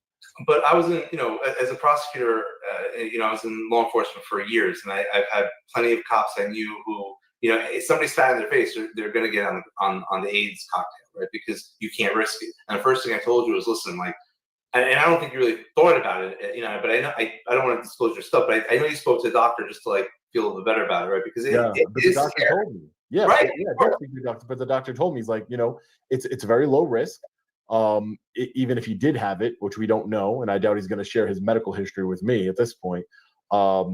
Maybe I'll have my attorneys ask him, but it's still, you don't know for 6 months. So that's 6 months of me just turning the wheels in my brain, my family turning the wheels. Did this guy give me some sort of disease? And this is the things that hits you afterwards. In the moment, disgusting, vile, disrespectful. And then you start worrying about the potential medical implications on this. You know, I couldn't even comprehend. And then when I see the gun, I'm like, don't die. Don't get shot. You have 2 little children. You have a family who loves you. Just do anything you can. And I realized in the moment that he spit in my face to draw a reaction. You know, a lot of people always say, oh, you're just trying to provoke a reaction. That's exactly what he did there. He was trying to provoke a reaction so that way he can do what he wanted to do, take my life. That seems clear to me. Again, I think, you know, from a perspective of your fear, and I don't want to put words in your mouth at all, but you know, having somebody with a gun on the side in and of itself is scary. But if that person's saying they're a police officer, but they act like an animal, you know, like spitting in your face like a camel, I would be a lot more afraid of that gun in that moment. Not that I wouldn't be afraid in the first place, but that would really kind of concern me, because now I see this as a person who is not acting even. I mean, none of it was rational, but somebody who's acting in a way that is really like erratic in a way that it's just not. I don't know. To me, it to me adds to my fear. Yeah, the totality, and then again, I'm cognizant in the moment that he's saying he threatened to kill me. You know, all of these things that he's saying, bumping me, getting close to me, the gun is getting closer and closer. There's times where you can't even see the gun because he's closed the distance so much that you can't see anything. That's why as soon as I was walking away, people, you know, some critics, you know, there's always going to be critics. They're like, oh, you know, you were walking backwards. Oh, well, of course, I have a madman with a gun charging at me. Right. I raised my hands. I wanted to show him, and I told him, I'm a journalist. I don't have any weapons on me. And I wanted him to see. Well, I think the critical point to turn around and walk away from a man with a gun, charging him with a gun. He opened his door and yelled to you. That's why you turned around. Okay, you were not turned around. You were facing away from him. Right. He caught your attention, forced you to turn around, and now he's got a gun. He's coming closer and closer and closer to you. And despite the fact that you turned around, you were still moving away, right? And again, he closed the distance, right? So I don't think that's really a reasonable thing, because if someone's got a gun, you're not going to just let them stand behind you with a gun. You know, I mean, it's just human nature. You want to see what's coming. You want to see what's happening. So I think that's kind of silly, given that you already had turned around. And honestly, when I first saw this video, I thought it was over, right? Like as soon as you started walking backward, walking away, I thought it was over. Then he came back out, and it's like, what is this? You're right. If you are spit in my face, I didn't spit in your face. You disgusting. I was spitting on you. Yeah. I am yelling at you to get off my property. Right Get now. off. I'm off your property. Now what? Now what? Look at the gun in his hand. That's right, I have a gun in my hand. I'm a goddamn Connecticut State Trooper. I don't care. You threatened to kill me online. I did So not. I'm protecting myself and my family. No, I did not. Don't ever fucking come back to my house again. No problem. I'll stand right here with my billboard truck. You go right ahead. Go right ahead. Problem. I don't care. Spit in my face, you're Don't going to ever jail. come back to You're my fucking house again. You're going to jail. Don't ever You're come going back to jail. my house It's okay again. for you to assault people and break people's property, but I can't ask questions about your overtime. About your overtime, $75,000. More than that. More than that. And I just want to say really quickly, Jacob, he was right. I was wrong. It is more than $75,000. He's made an average of $84,500 on average since 2019. Every single year. This year, he's on pace for $100,000 in overtime for the year. And ironically, he is at home on a work day at 3 o'clock in the afternoon. Make it make sense. I mean, look, you don't know if the guy took off that day or whatever, but that's not the point. I'll tell you one thing. When I saw him standing next to you, besides the fact that you're a little bit taller, the way that he was talking, kept repeating it, you know, I think the second time that he's a state trooper, you know, just the way he was yelling, the way he seemed so small to me, so pathetic to me.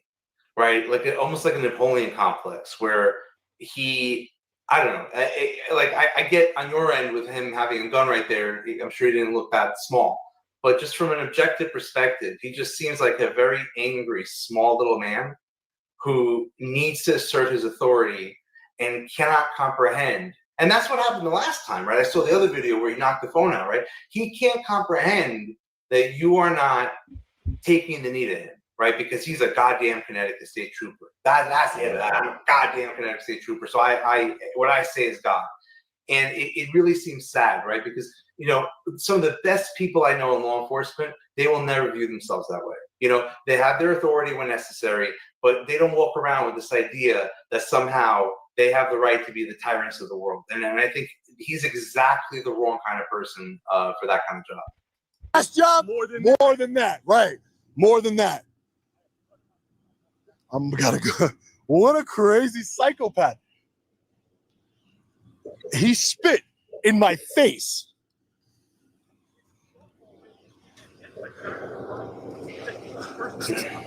I'm an independent journalist. Get it right, buddy.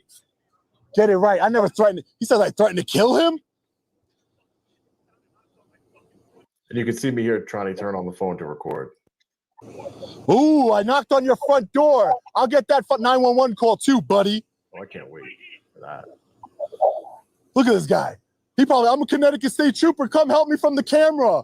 Come help me from the guy asking me questions, please, before I shoot him. And I did. And I did. No, you spit in my face and you're going to jail. And you're going. Good. So he just said, I escorted you off my property, which shows a very calculating mind, right? Because really, you were walking away. By doing that, he's now his story is going to be until I got my gun out and forced him off my property, right? That's how he's going to try to make out this trespassing. That's what he just said, right? I had to escort you off my property, which is a complete lie. A complete lie.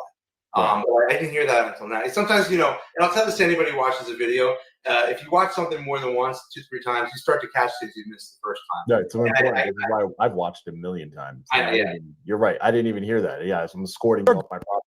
That's him getting in front of it. That's the cop side of him, right? That's him ex-cop splaining it away, saying, this is why I did this. This is why I did that. I didn't spit at you. I was going to jail. You spit in my face and you're going to, it's all right here, buddy. You know, Jacob, we talked about this privately, man. That's basically the whole interaction. But we talked about the rest of it becomes even to me, I want to say worse, but that's really where it gets scary because the police arrive, right? And it is very obvious to me that they are not looking to do a good faith investigation, that they're looking for any reason to not charge him and to charge you and your cameraman. And I think that was kind of sad because I know that's how cops are sometimes. I know some of them are not like that. We've all seen videos where the cops will hold other law enforcement accountable. But you know, it is rare, but it was so transparent. They didn't even try to make it look like they were doing a good faith investigation. You know, right from the moment they got there, right? You had nothing, no weapons. There was no conflict. Up against the car. Like, what are you talking about, right? Like, you were just standing there by then. Right. And there's one person with a gun and one person without a gun. The attention should have been focused, again, on the law enforcement officer.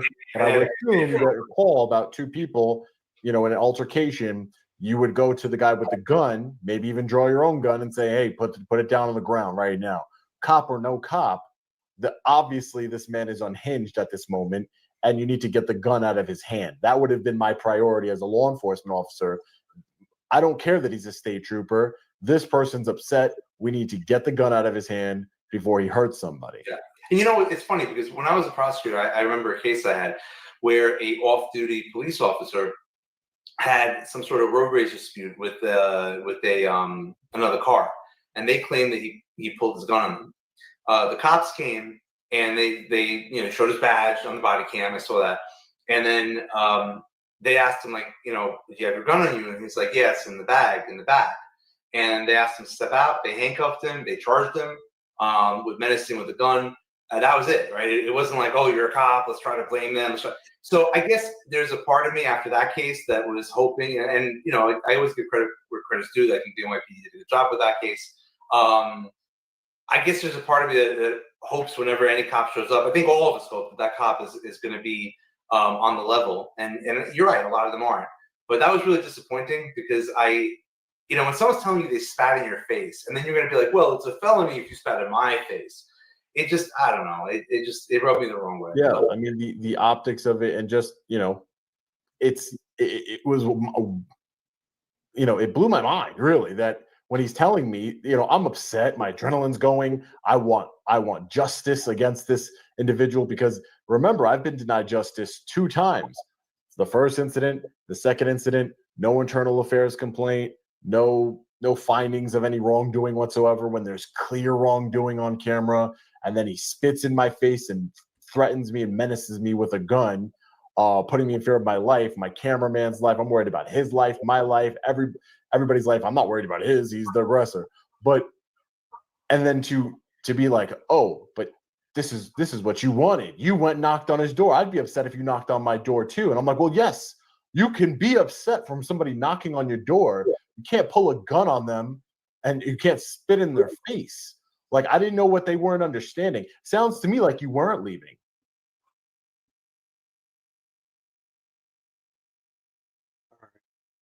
So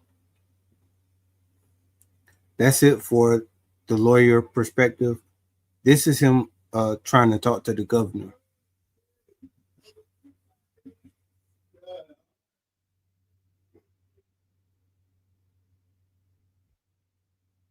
I were charged with felony. Reyes, I'm suffering a grave injustice in the state of Connecticut.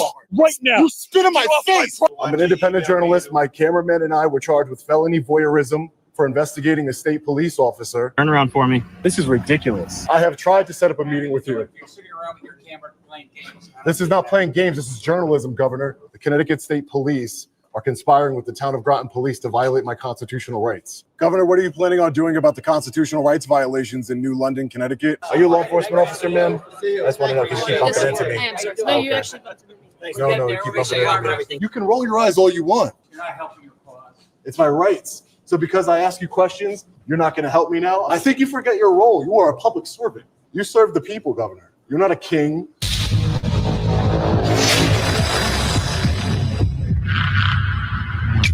Hey, what's up, guys? Long Island Audit here, back again with another video. We are currently in the state capitol here in the state of Connecticut. We are here today to try and get comments from Governor Ned Lamont on the injustice that took place in the town of Groton. That was a travesty of justice. I was unlawfully arrested on voyeurism charges, breach of the peace, and criminal trespassing. Myself and my cameraman were unlawfully arrested, given high bonds. Sergeant Brian Fahey has now retired. He is now just Brian Fahey. He has run away from transparency. He has run away from accountability. So we're here today to see if we can get some comment from Governor Ned Lamont regarding this injustice and if he will do anything to rectify it. Let's get into it. Where have you been? Where'd you disappear to? What are you doing? We are media relations. So yeah, management just got too crazy. Hi. What's going on? Yeah, Governor Lamont, my name is Sean Paul Reyes. Hi, how are you, sir? Nice to see you. I'm suffering a grave injustice in the state of Connecticut. There's an overtime police scandal. And Run right now. I know, I understand, Governor, but this is a grave injustice that's happening in the state of Connecticut, sir. Excuse me, Governor. Governor Lamont, this is a serious issue. This is supposed to be the Constitution state, and my constitutional rights are being violated, Governor. I understand. What can we do to be helpful? Because I gotta get him I've to sent a thing numerous. right I've sent numerous Okay. emails, and no one's responding to my emails. Well, I'm why an don't you independent email me journalist. to- My cameraman and I were charged with felony voyeurism for investigating a state police officer. Governor, Why don't you email me? He's got to get to a thing to start. A few minutes. excuse me, Governor. I would just like a moment of your time to talk to you. There is a police scandal going on with overtime, desk officers making 6 figures every single year, working a 9-to-5 desk job. And I would like your comment on it. I would need your assistance. You're a public servant, Governor. This is a travesty of justice, what's happening in the Constitution state. Set up a meeting if you want. I have tried to set up a meeting with you. If you're sitting around with your camera playing games. This is not playing games. This is journalism, Governor. This is journalism. You are the leader of the state of Connecticut, an elected leader, a public servant, and there is an injustice happening in your state. It's on camera for the world to see, Governor. Why don't you It's take on- my email? We'll set up a meeting. I have tried to reach out to you and your office numerous times, Governor. All right, Matt, we'll follow up. Yeah. This is a grave injustice, what's happening here. He should have had him say the email address live on camera. That's what he should have did. But Connecticut State Police are conspiring with the town of Groton Police to violate my constitutional rights. As the elected leader of Connecticut, I would like your assistance in the matter. We'll look into Yeah, it. well, if you give me your contact information, I mean, I'm sure you've been contacted. You should know all about it. There's been thousands of emails sent to your email address. And so I'm saying, I will Are you give his chief my- of staff? I give you my email address. and we So can you set up guys, the time you to guys meet. have definitely That's know what about we it. could do. You guys have definitely known about it. I'm asking to meet with you to Local help you with media, your issue. local media has covered it. That the goal is to get your issue resolved. So let's sit together and work on that together. So what's your name? Matthew Brockman. Matthew Brockman. Yep. If we want to get the issue resolved, I'm saying let's work together to get the issue resolved. I want to get the issue resolved. So then let's do this that. This is an So I'm overtime offering that scandal. opportunity to do that. But I've contacted your office and nobody have contacted the governor's office and no one has contacted me. I No one has gotten apologize back for to me. that. Here you Not are. only I'm me, saying, give me my- thousands of people have contacted your office. I- Thousands. I can't speak to this, Alec, what you're saying. I'm saying to you, if you want to work on an issue, then I'm happy to help. Governor, please do the right thing. Stand up for the Constitution, Governor. Stand up for the Constitution. Stand up for the people of Connecticut. Stand up for the people of Connecticut, Governor. Do the right thing. So it looks like the governor doesn't want to speak to us. Massive, beautiful building here. Let's see if his chief of staff, probably his chief of staff, right? I don't know who that guy is. Or an aide, Matt Might be Brock, communications or chief of staff. a communications officer. How are we gonna speak if you don't have my contact information? You have my contact information? You could reach out to Matt, okay? Okay, we'll do. It's a serious issue that needs to be looked into. I'm not saying it's not. I'm Okay. telling you that if you have an issue, we're here to help. And what's your position in the governor's office, sir? I'm the chief of staff for the governor. Okay, thank you, Matt. Appreciate it. Thank you. Those folks who were able to take care of the people in need that might be cut off. Governor, what are you planning on doing about the constitutional rights violations in New London, Connecticut, in town of Groton, and the state police unlawfully arrested a journalist, myself, and my cameraman for asking a question about overtime? What do you plan on doing about that? Earlier, we said we'd talk to you about that offline. Well, I've contacted your office many times. There's 55,000 signatures that have been signed to a change.org petition calling for the firing and prosecution of the state trooper involved, who's received 6 figures in overtime working a desk job. We're going to talk to you about that offline. Thank you. Guess he doesn't want to answer the question. Thanks, everybody. Have a great August. The Constitution states violating people's constitutional rights, Governor. It's all on camera for the world to see. I don't know why all the law enforcement officers, as soon as I walk up, they just come out of nowhere and start surrounding me, getting closer. Would they do that for another journalist that's asking questions? I don't think so. I mean, the double standard here, again, I don't have a nice little Fox News or MSNBC mic, but Governor, I see you have a few minutes. You have a few minutes to talk, Governor. You're talking to other people, Governor. I would just like to talk to you. Just a few minutes of your time, Governor, so I can give you the details. Just a few minutes of your time so I can give you the details of what's happening, Governor. Governor, it's a constitutional rights violation, Governor. I told you I called Matt. Governor, you have time. Everybody's handing them. I just want 5 minutes of your time, Governor. My constitutional rights were violated in the Constitution state. Are you a law enforcement officer, man? I just want to know if you keep bumping into me. No, you actually. No, you keep bumping into me. Thank you. Governor, 5 minutes of your time. I could give you the details of exactly what's happening, Governor. We're walking. I'll walk with you. I just want to, you just keep bumping into me, so I don't want you to say that I'm bumping into you, okay? Oh, no. All right, I'm going to try my best not to bump into you, okay? All right. Yeah, I appreciate that. Governor, 5 minutes of your time just to talk about the constitutional rights violations that is happening in the town of Groton, conspiring with the state police in order to violate a journalist's constitutional rights for knocking on a door, asking questions about overtime discrepancies in the state police. Are you aware of any overtime discrepancies? Did you read the auditor's report regarding the overtime? How they're not giving out bids for projects, the state police, Governor? Governor, I have a petition with 55,000 signatures on it, Governor. People from across the country and across your state, Governor, are interested in this story. I'm just asking for you're a public servant. I'm asking for 5 minutes of your time.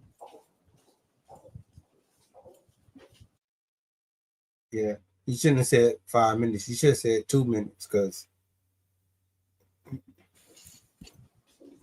Governor, why don't you care about the Constitution, people's constitutional rights? 5 minutes of your time just to talk about what's going on here, Governor. Give you the information. My bond was raised from $10,000 to $75,000. The police chief of Groton, former Connecticut state trooper, is conspiring with the state police.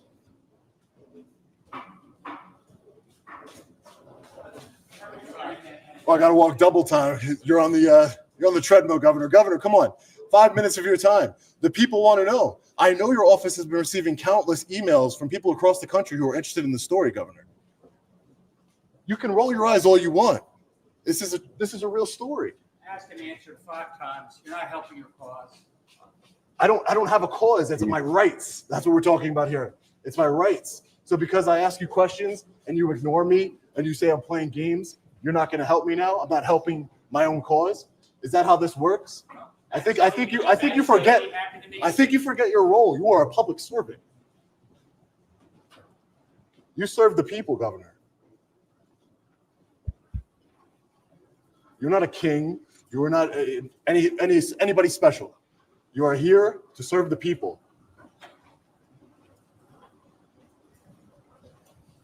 What is it not helping my cause mean, Governor? Governor, what does that mean? By asking questions, engaging in journalism, trying to get justice for an injustice, Governor?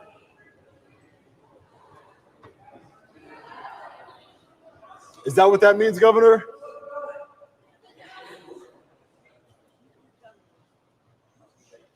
You have nothing else to say, Governor. We're going to hold you accountable, Governor. We're going to hold the state police accountable, and we're going to hold the town of Groton accountable. As you can see, a public servant doesn't want to answer a journalist, a member of the public. I am a taxpayer here in Connecticut. I spend a lot of time here in Connecticut. Hotels, gas, etc. So it's very disappointing that he won't speak to us regarding this blatant travesty of justice. All right, fellow patriots, so we attempted to get comment and some assistance from the governor, Ned Lamont. We are outside of his office right now. As you saw, he ran away. He was very dismissive of our concerns regarding this injustice that is occurring here in Connecticut between the Groton Police Department and the Connecticut State Police. The overtime scandal, there is much more to come on that, so stay tuned to the channel. I'm very disappointed that the governor would not even take the time to speak to us. He had a very long walk to be able to get to know the details of this case, but he didn't want to. He didn't want to take 5 minutes out of his day to talk to me regarding this injustice. This is the Constitution state, the so-called Constitution state. We all know it better as Corrupticate. And this is why, because there is no accountability. Doesn't want to look into the overtime. So what they try to do is they try to appease me, saying, we're going to look into it. We'll get back to you. But I know they're not going to get back to me. I know they're not going to reach out. They know about this incident. All of you out there have been emailing the governor's office, calling the governor's office. He knows. He's seen the video, but yet he won't have a conversation. He is a public servant. These public servants, like Governor Ned Lamont, need to understand that they are elected to serve the public. They are not above us. They're here to serve, and this is a constitutional rights violation that we all have seen. We all see it. It's clear as day. It's a conspiracy between the Groton Police Department and the Connecticut State Police to protect former Sergeant Brian Fahey, and to punish me by charging me with felony voyeurism, criminal trespassing, and breach of the peace. Always remember, accountability and transparency doesn't stop at the door of our elected officials. There is so much more to come. There's so much more to this overtime story that I'm currently investigating. We're going to get to the bottom of it. We're going to hold those with power to account and take it from them if necessary in elections, because this is unacceptable. We, the people, need to come together united. I appreciate all of your support. Thank you for your donations, for everything you've been doing for me. We're going to get to the bottom of it. We're going to hold them accountable. Thank you. Governor, as we're doing the outro, Governor, you want to talk to us? No, still don't want to talk? Governor, how much overtime does your state police detail make? Governor, you still don't want to talk? This is a serious situation, Governor. Come on. Well, right as we're doing our outro, the governor walks out of his office and, again, still doesn't want to speak to us regarding this injustice. This shows you that our public servants do not care about us, but we, the people, have the power. We need to come together, stand united together. United, we are strong. Divided, we are weak. And that's what politics is. It's supposed to divide we, the people. But he's a public servant. I don't care if he's a Democrat or Republican or independent. He's a public servant first and foremost. And he should care about injustices that happen in his state. And he will care. We're going to make him care. We are going to make the entire state government care. We're going to expose this tyranny and corruption for the world to see. We've already done it. We're going to continue to do it. Thank you all for your donations, your support. Hit the like button and share this video so it can be seen by as many people as possible. As always, stay safe. God bless. I'll see you in the next one. Long Island Audit Peace. All right. So this is Gorton police stop Mayor's husband from assaulting journalists. So let's see what's going on here.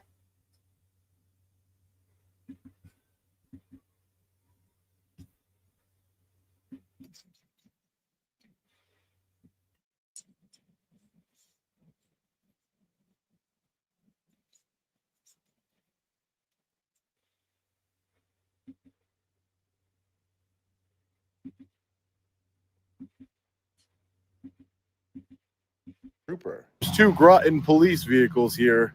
Are you guys typically here? Public meeting? I believe we are. I suffered a grave injustice in your town by the Groton Police Department.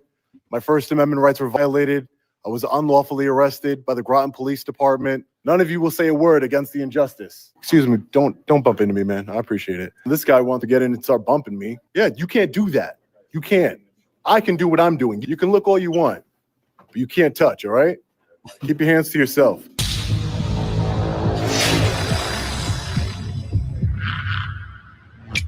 Hey, what's up, guys? Long Island Audit here, back again with another video. I've been live streaming a lot since the injustice that took place in Groton, Connecticut, Corrupticket, orchestrated by former state police officer Brian Fahey. And a lot of the live streams are extremely long and not everyone gets to see them. So I decided to make a short form video so you can witness the highlights. Let's get into it. The building behind me is the Town Hall of Groton, Connecticut. For those of you who haven't seen it everywhere, I was unlawfully arrested as well as my cameraman for the charges of voyeurism, criminal trespass, and breach of the peace. And I haven't heard anything from the government here in Groton. So I'm back here in Groton, Corrupticket, to ask some questions. Please hit the like button and share this video anywhere you can. We're going to see if we can get some answers from the government here in Groton, Connecticut. So this is the town manager of Groton's office, John Burt. Hey, how are you, sir?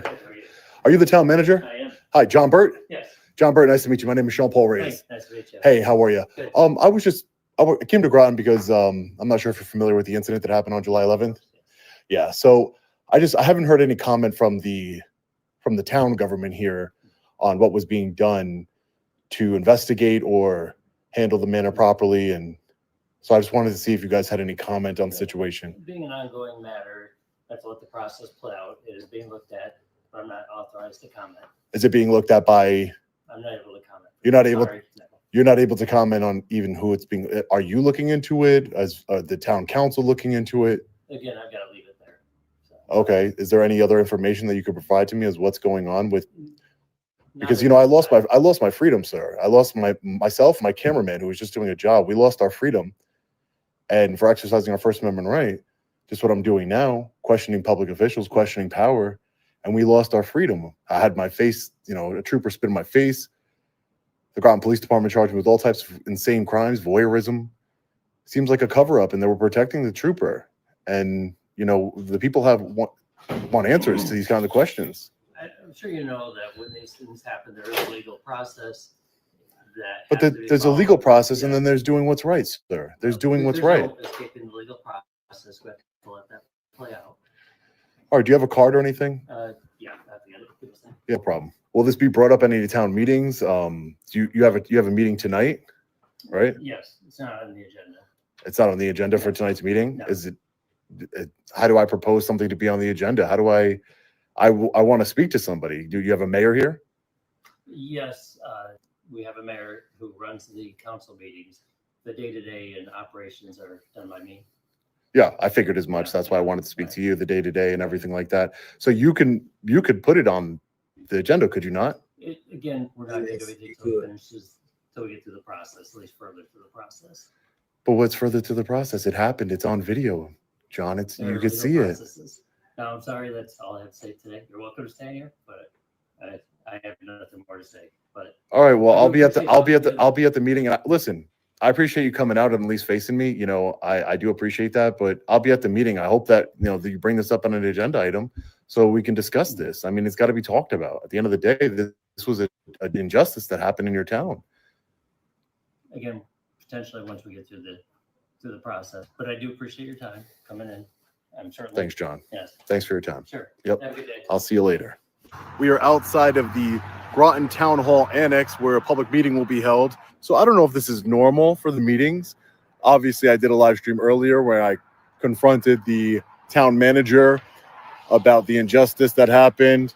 And I told him I would be showing up at this public meeting here today to peacefully petition my grievances to my government for redress, which is my First Amendment right.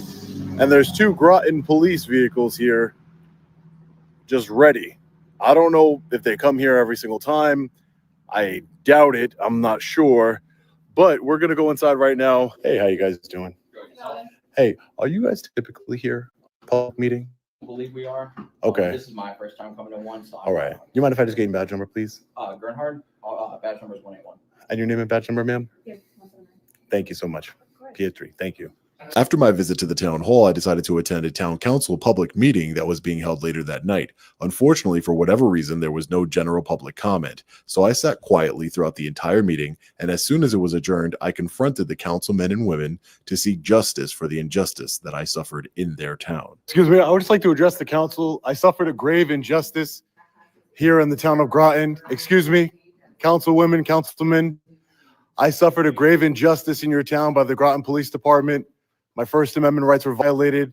I was unlawfully arrested by the Groton Police Department, given a $75,000 bond. Why won't you talk about this? This is a grave injustice that happened in your town, and none of you will speak up against the injustice. None of you will say a word against the injustice. I was unlawfully arrested along with my cameraman, a journalist, unlawfully arrested, and none of you will speak up against it. Do you have anything to say, Mrs. Mayor? Nothing to say about the grave injustice? I'm not breaking any laws, officers. Do you have anything to say, councilman, about the grave injustice that took place in your town where you were elected to serve? A journalist unlawfully arrested? Nothing to say. Ma'am, do you have anything to say about the Groton Police Department? What are you guys going to do to rectify the situation? What are you all doing? Excuse me, don't bump into me, man. I appreciate it. What are you going to do?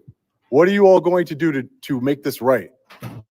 This was a grave injustice that took part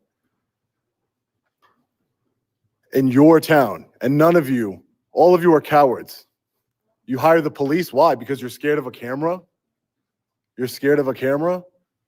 And then this guy wanted to get in and start bumping me. Yeah, you can't do that. You can't.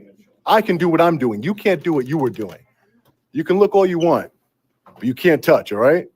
Keep your hands to yourself. Councilman, do you have any comment on the injustice, the grave injustice, a cameraman and a journalist arrested in your town, Councilman? This is the guy right here bumping into us. Councilman, do you have any comment? I saw you giving some dirty looks while I was speaking. Are you friends with Sergeant Brian Fahey? Do you have a conflict of interest? Do you have a conflict of interest, Councilman? Are you going to do anything to resolve this grave injustice that took place in your town? Why won't you talk about it? Why not have a conversation? Why not have a conversation about a grave injustice that happened in your town, a town you were elected to serve? I might not be a resident here, but I came here in a journalistic capacity asking questions about a resident here, and I was unlawfully arrested, put in a jail cell, set a $75,000 bond for voyeurism, criminal trespass, and breach of the peace. And you have nothing to say? I have a First Amendment right to ask you questions, Councilman. Are you the one that called the Groton Police Department to be here? I was told that they never come to these meetings, Councilman. Did you call them to be here? Do you have no soul, no compassion for a man being unlawfully arrested in the town of Groton?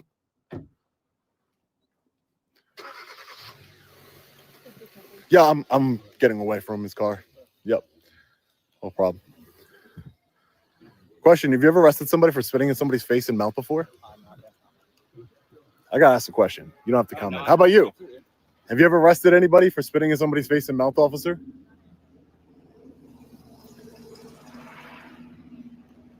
I will just say, I think you guys did a good job. You didn't violate my rights. I uphold good law enforcement. And I condemn the bad ones. And I expose them. You see this, ladies and gentlemen? This is what happens. This is what happens. 2 law enforcement officers for a man with the camera. They run out the back door. I should have had Leroy Truth. Make sure you go subscribe to Leroy Truth. I appreciate him coming all the way out here. He drove 3 hours in traffic to come to Groton, and I appreciate him for doing that and supporting me. You know, we the people need to stick together. And this is the town manager. Town manager, let's speak. Let's talk. Let's fix this problem. This is the problem with elected officials, ladies and gentlemen, is that they want to violate our rights and then they don't want to address it. Why not have a conversation about it? It's all on video. He wants to wave goodbye. Make sure you guys hit that like button and share this video. This video needs to be seen by as many people as possible. Thank you all for joining. Listen, 69 minutes in, you guys stood with me till the end. For those of you who watched all the way through the boring meeting and everything, I really appreciate it. There's another meeting here August 5th that I will be coming to where they will have public comment on the agenda. I just checked. All right, fellow patriots, after this live stream, sources confirmed to me that the man who was bumping into me while I was trying to get some comment and assistance from the councilman is actually the mayor's husband. I just don't understand why there's such hatred for me when I was the victim of a constitutional rights violation and assault. It absolutely blows my mind. I will say that the officers didn't violate my constitutional rights in the setting. They even told the mayor's husband to stand down. So that's a good thing. I know the video quality wasn't so good, but it was a 2-hour live stream, so I wanted to edit it down just to the important parts for those of you who haven't seen it. I will be going live tonight, August 5th, from another Groton Council meeting. This time, they will have general public comment, and boy, do I have a lot to say. Let me know your thoughts on this one in the comment section below. As always, stay safe. God bless. I'll see you in the next one. Long Island Audit. Peace. All right, y'all. Let's get into the next one.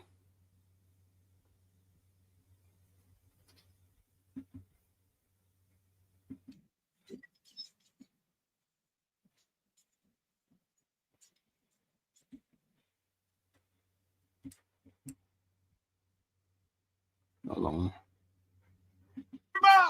Right now. You spit in my face. Was it you? Was it you? Who were the calls from high up? Was it the police chief who worked for the Connecticut State Police for 22 years? So you guys have no authority over former Sergeant Brian Fahey, but your police department has plenty of authority to level baseless, felonious charges against myself and my cameraman. It's good to know. Something happened here that should alarm every single person who believes in justice. Don't blame this man.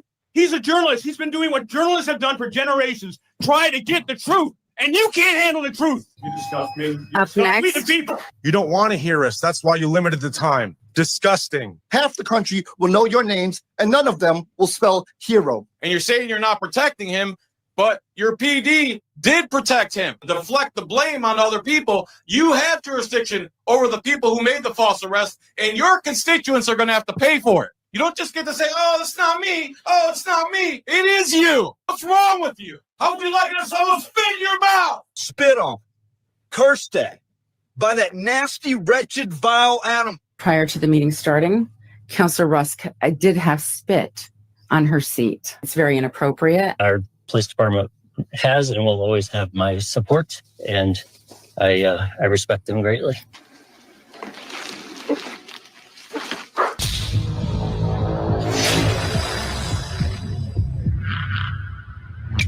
Receipt of citizens' petitions is the portion of the council meeting where the council welcomes comments from the citizens to address the council. Each presentation should be limited to 2 minutes or less. The total time allotted for this portion of the meeting is 30 minutes. Point of information?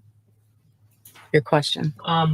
So for me, I have a question. I was not aware that we were changing the speaking time and putting a restraint to the amount of time, which we've never done in the past, saying like if you changed it from the normal speaking time, you didn't say there was a limit to 30 minutes total. So I'm just curious where all this come from. It's in Rule 5H of our It's not rules. something we've ever used at any other public comment. It is in Rule 5H. Thank you. Wow. So I have That's you see, there's somebody on the council questioning things and trying to find out what's going on. We've never done this before. What's going on? And you hear, oh, it's in section whatever. Yeah. Okay.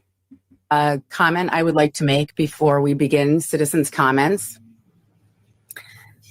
I'd like to clarify certain facts to facilitate the timely consideration and order of this meeting and the town council's agenda items of tonight's scheduled town business.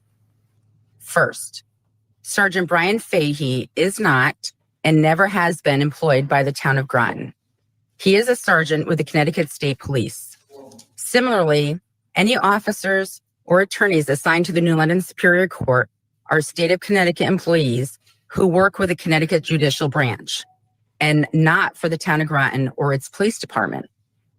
The town of Groton, including the town council, town manager, police chief, or any other town employee, does not have jurisdiction or authority to make decisions regarding additional criminal charges related to the events of July 11th. At this time, this remains an active investigation, and any decisions on criminal charges as a result of that incident rest solely with the state prosecutor's office. We will now take citizens' comments. First up is Sean Paul Reyes. It is now 6:35. We are beginning public comment.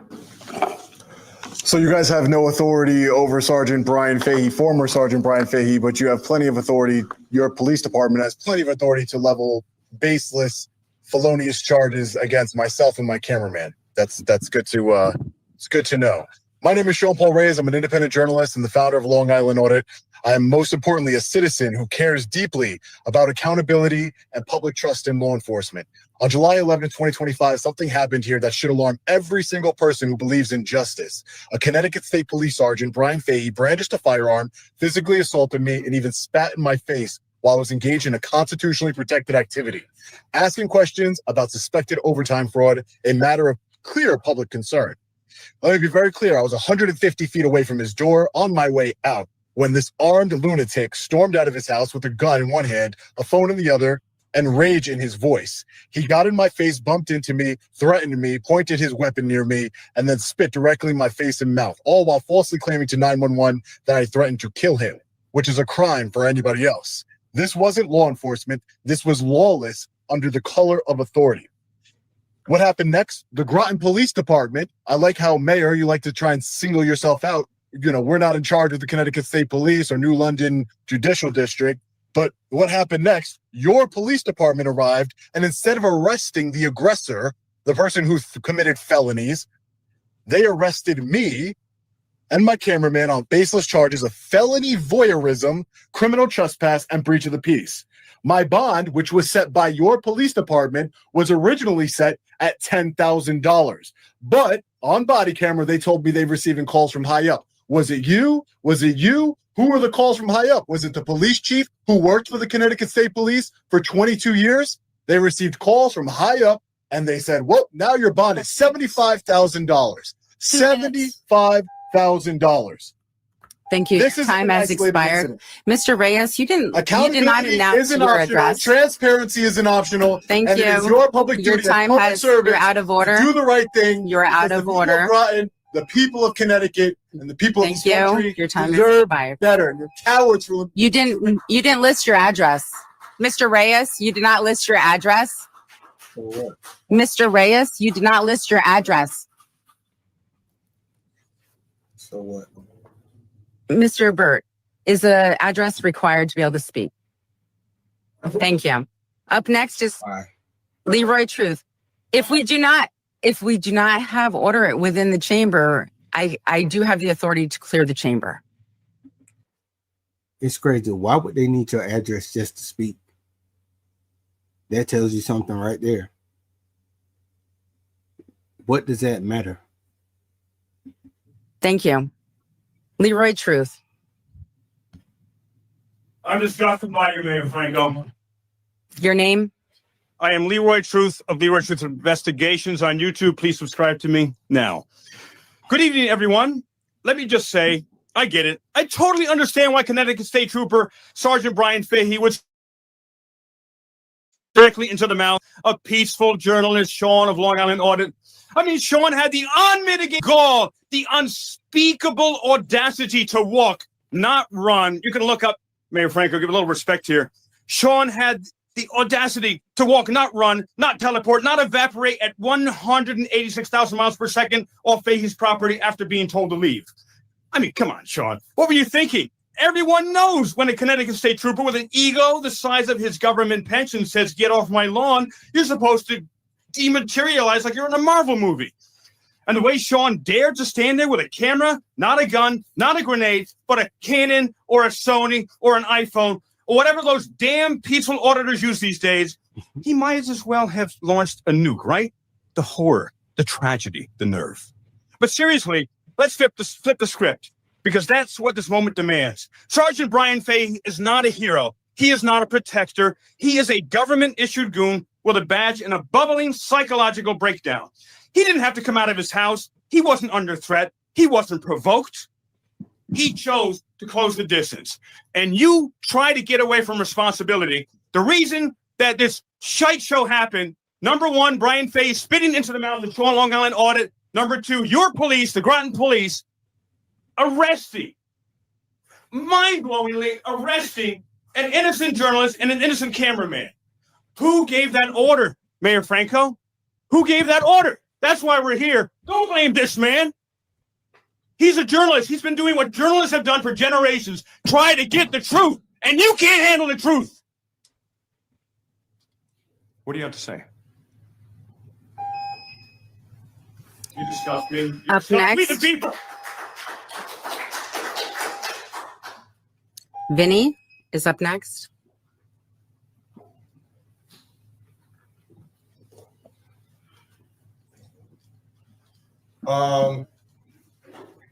What you tried to do with the time. I'm sorry, your name? You don't deserve my name. You don't deserve an address. Thank you. All right. What you did with the time, what you've never done before, limiting this public speaking time to 2 minutes is terrible. I commend you for bringing that point up.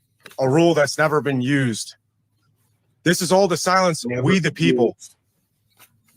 Us. We want a voice, but now you've limited our voice. A rule that has never been used previously. Now they decide. You've limited the speaking. Now they decide to put a limit to the speech here. And they limit it to only 2 minutes. That's crazy. Time just to it's crazy and very telling. 30 minutes. 30 minutes. You see how many people are here? You don't want to hear us. That's why you limited the time. Disgusting.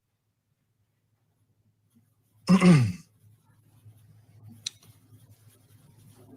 right, so I'm here today because of what happened to Sean Paul Reyes in your town.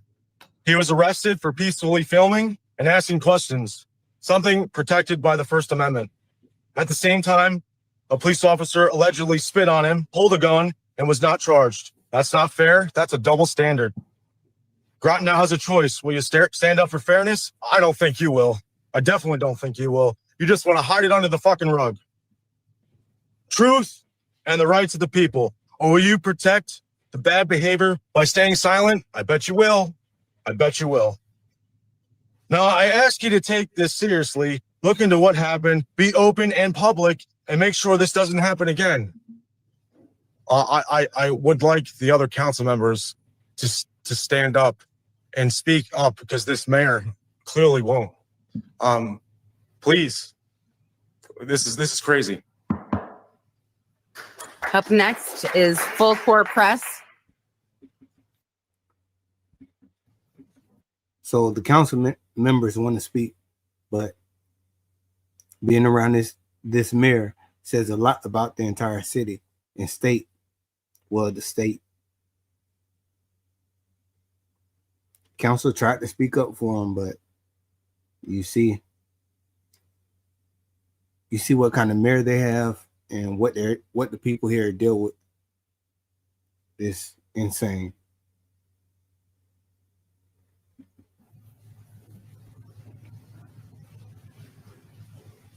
Good evening.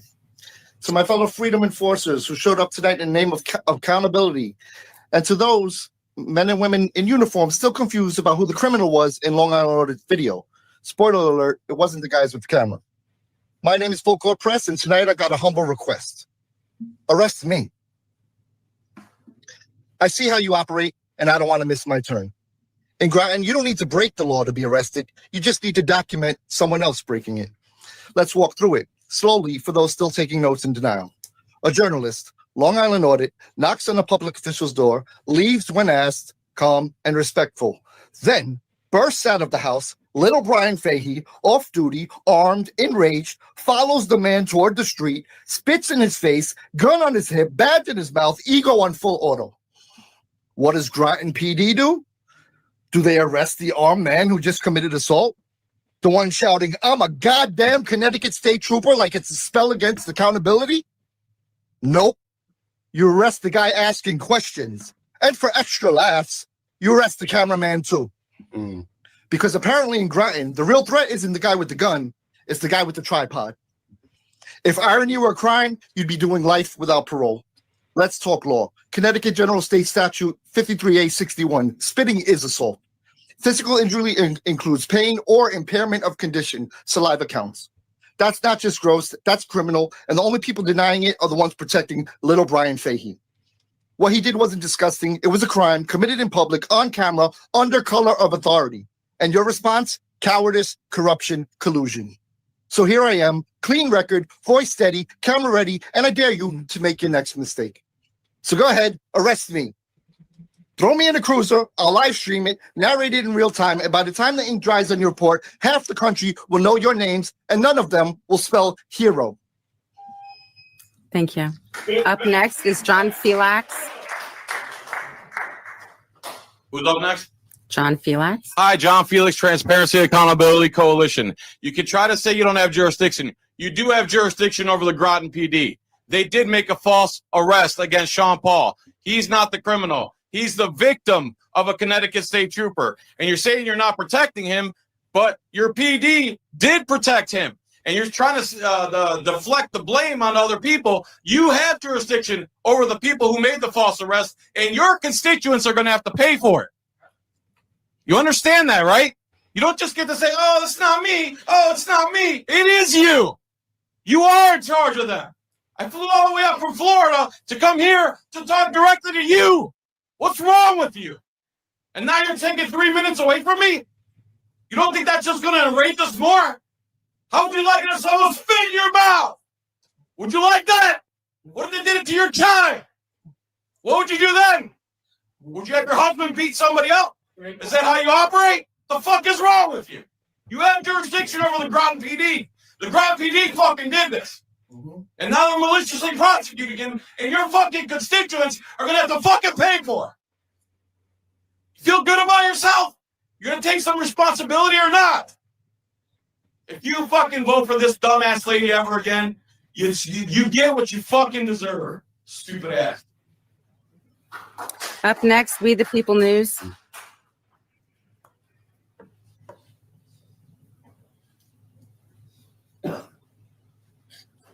Is this Groton, Connecticut, or is this rotten Connecticut? Because right now what I'm seeing is a whole bunch of rottenness. Good evening, council members, mayor, and fellow Americans. I'm not here tonight to cause a scene. I'm here because the line has been crossed, and that line was spit on, stomped on, and violated by a disgraced and now retired Connecticut State Trooper, Sergeant Fahey.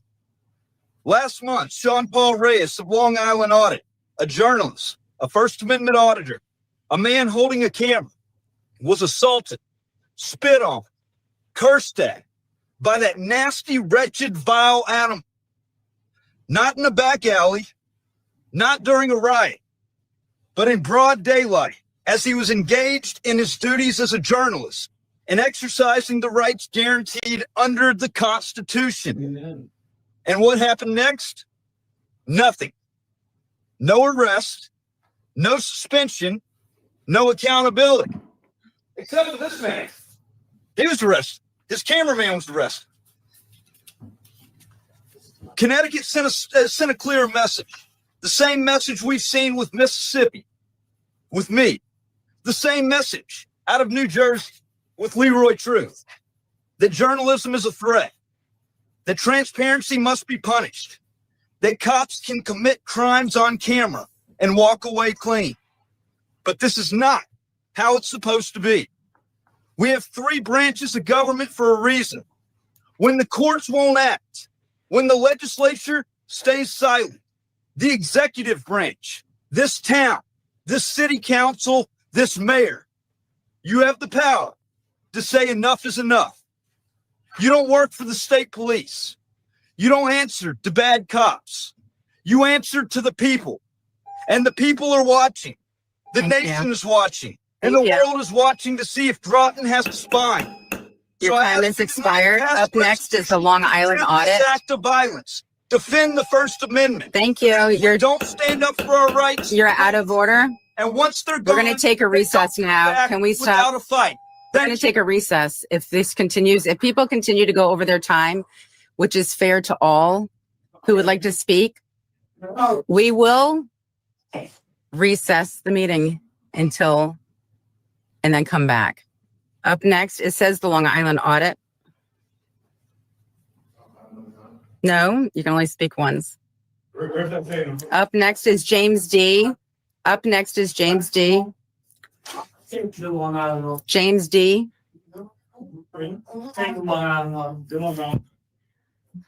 I had no intention to come up here and speak, but I wanted to show support for Sean. What I saw was despicable. I'm going to look at the police officer in here because that's what I care about. Your department arrested this man? You should be ashamed of yourself. Your whole department should be ashamed of yourself. Okay? You guys are doing the wrong thing to the wrong people. Crime was committed, and you covered it up because the guy's a state trooper? What would your mom think? What would your parents think? Your kids? Do they know what happened? Did you go home and say, hey, our department arrested this man? Think about the future, the children, everyone. This is the example you and your department are setting. And Mayor, you're in this as well. This is your department. You oversee them. Get them in fucking order. I mean, really, enough's enough. Long Island off. Up next is James D.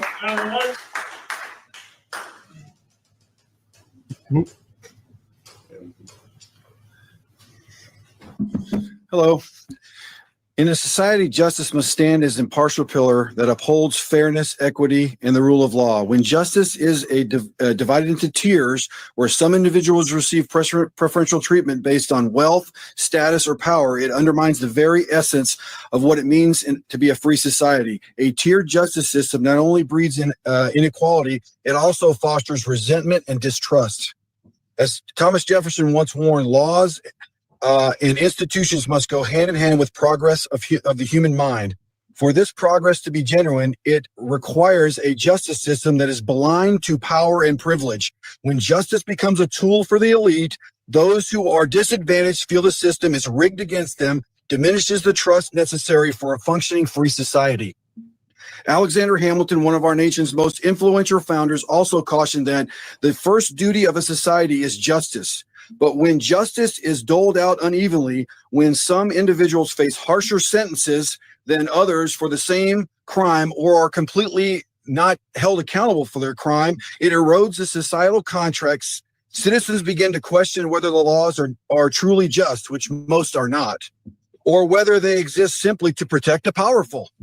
Our Constitution was written by James Madison, was founded on as written by James Madison, was founded on the idea that all men are created equal. All of us citizens are created equal, and that equality before the law should be non-negotiable. If we allow any form of hierarchy in our justice system, we risk creating a society where the law becomes a tool of oppression rather than a shield of freedom. And we're seeing that every day. We saw it with Long Island audit. We see it all over the country every day, where government officials and police officers are not held accountable for their bad actions. And it falls back, what they said earlier today or this evening, that falls back on the people of this town. You're going to get sued, and you're going to have to pay, and they're going to have to pay. Thank you. Your time has expired. Next is Michael Fontaine.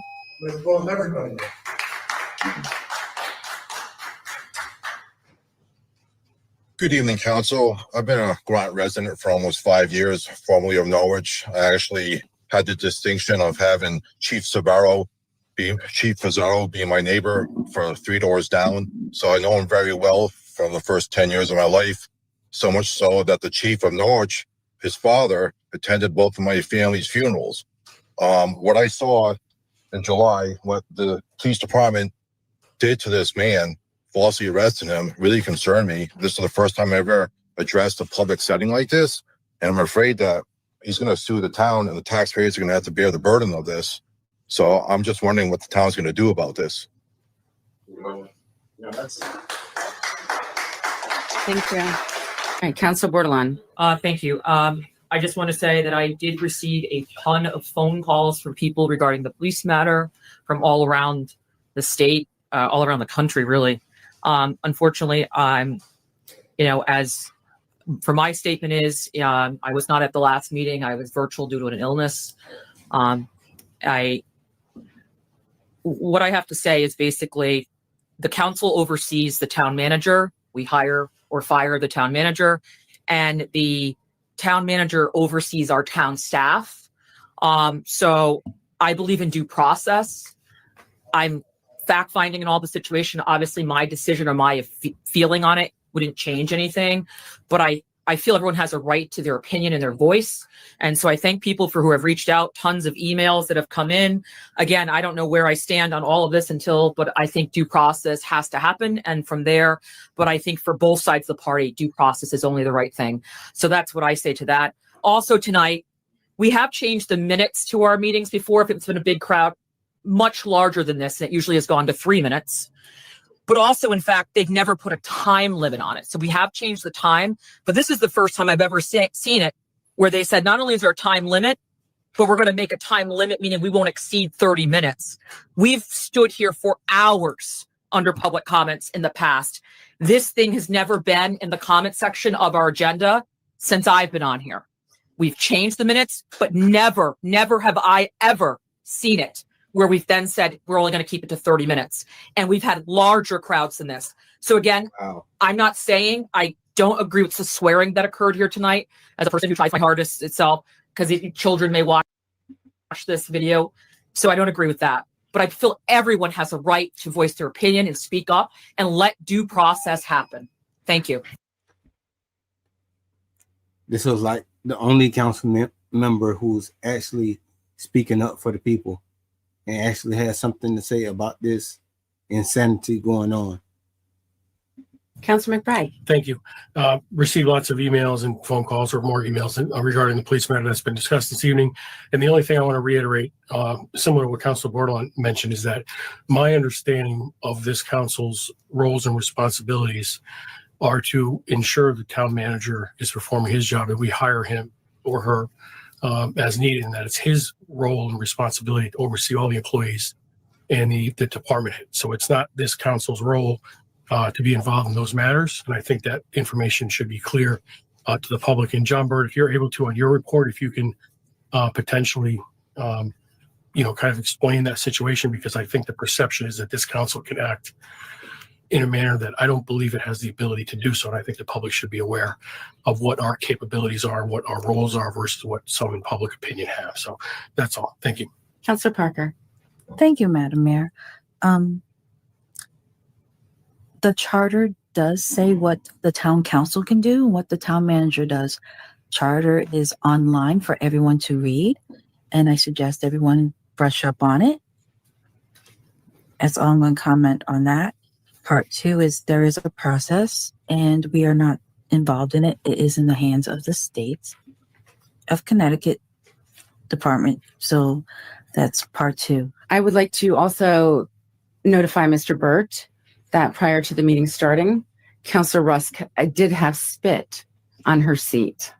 So I know we have recordings in these rooms. So if it would be possible to look at these recordings. So she wanted to look at the recording to see who spit on her seat or this person's seat. It's crazy. Out of all what's going on here, that's what you want to investigate. That's what you want to spend time find out more about. Get out of here. That tells me that this mayor is completely off the wall and doesn't focus on anything that really matters in this city. It's played out. It's very inappropriate. It's very inappropriate. And I will say that Get out of the amount of time that we are doing as speakers is in our rules. And if you look at other towns and cities, they also have time limits.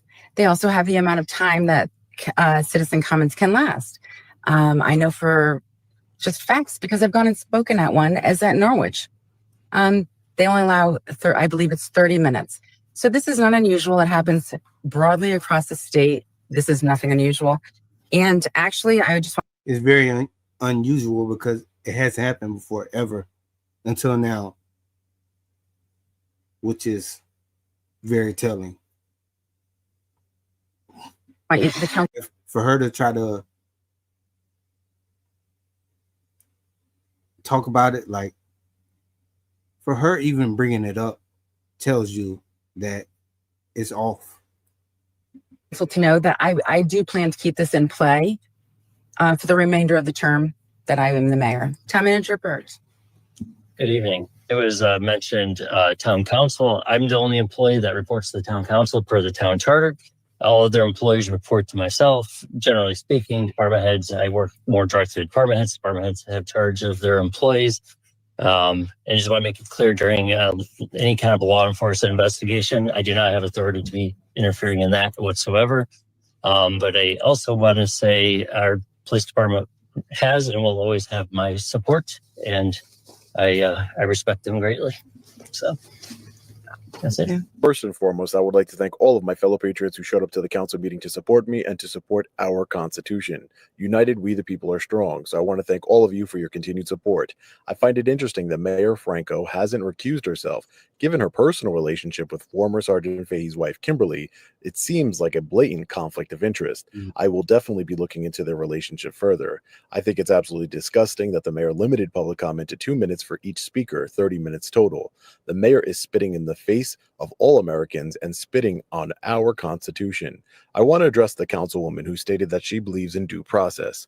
So do I, councilwoman.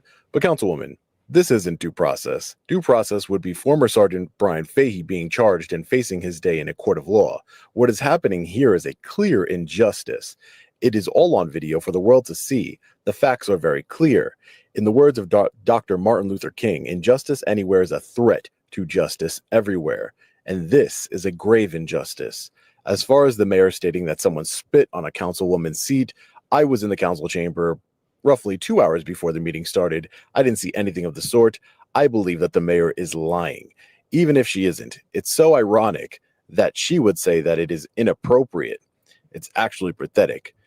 But refuses to take a stance on her bestie's husband, spitting in my face and mouth. Mayor Franco, you are a hypocrite and a tyrant. Lastly, the town manager, if you blindly support your police department without fail after watching the injustice that they perpetrated against myself and my cameraman, then you are part of the problem. You're nothing more but another bootlicking sheep who doesn't deserve to be in this country, let alone have any sort of authority as a public servant. Again, thank you all for your donations to my GoFundMe for legal fees, for hitting the like button and sharing these videos. It means the absolute world to me. We the people united are strong, and I will do everything in my power to hold everyone responsible for this injustice accountable. Stay tuned to the channel. Make sure you have notifications turned on so you don't miss anything. As always, stay safe. God bless. I'll see you in the next one. Long Island Audit. Peace.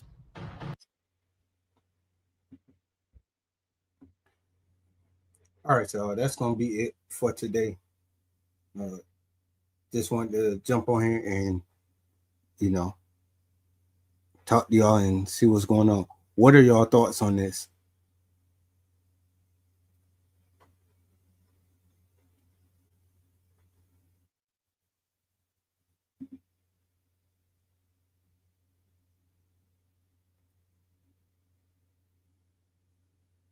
To me, it's just insane. And them having a mayor like this says a lot about why Fahey acts the way he was acting, because his wife was friends of this mayor, which says a lot about the way why he conducts himself the way he does.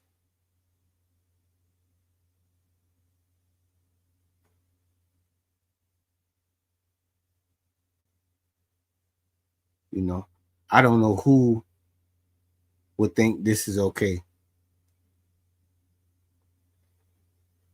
You know, it's just for, imagine somebody spitting in your face as you're leaving their property. They told you to leave their property and you leave, and on your way leaving, they decide to get in front of you and spit in your face. That's crazy.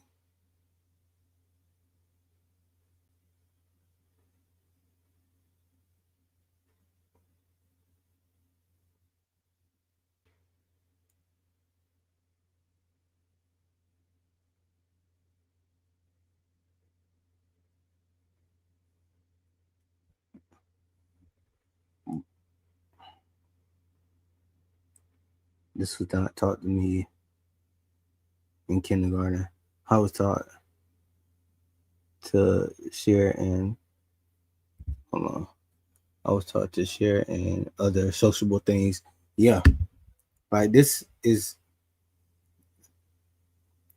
seems like basic stuff that, you know, because Fahey is a tyrant and he lets his ego do everything.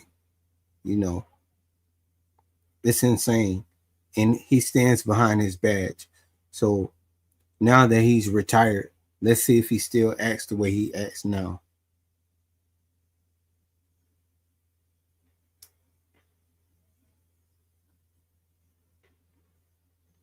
Yeah, it's wild.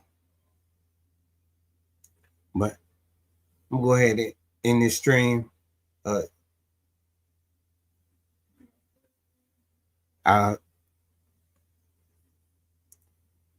Just drop a comment and I'll talk to y'all in the comment section. And I'll be doing more live streams. So, well, in the future. Yeah, I'm gonna start doing more of these again. I know I drifted off for a little while, but y'all know I'm recovering and I got a lot of stuff going on. But I'm doing a lot better now, and y'all gonna be seeing me a lot more now.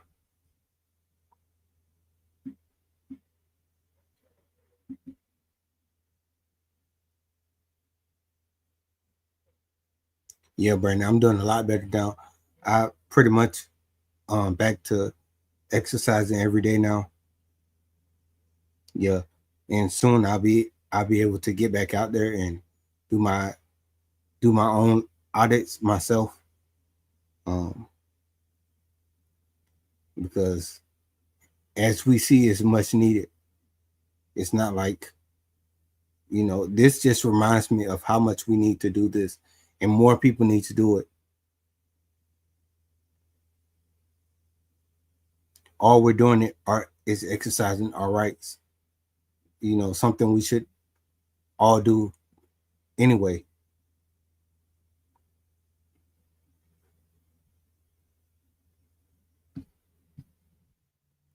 But I appreciate y'all stopping by.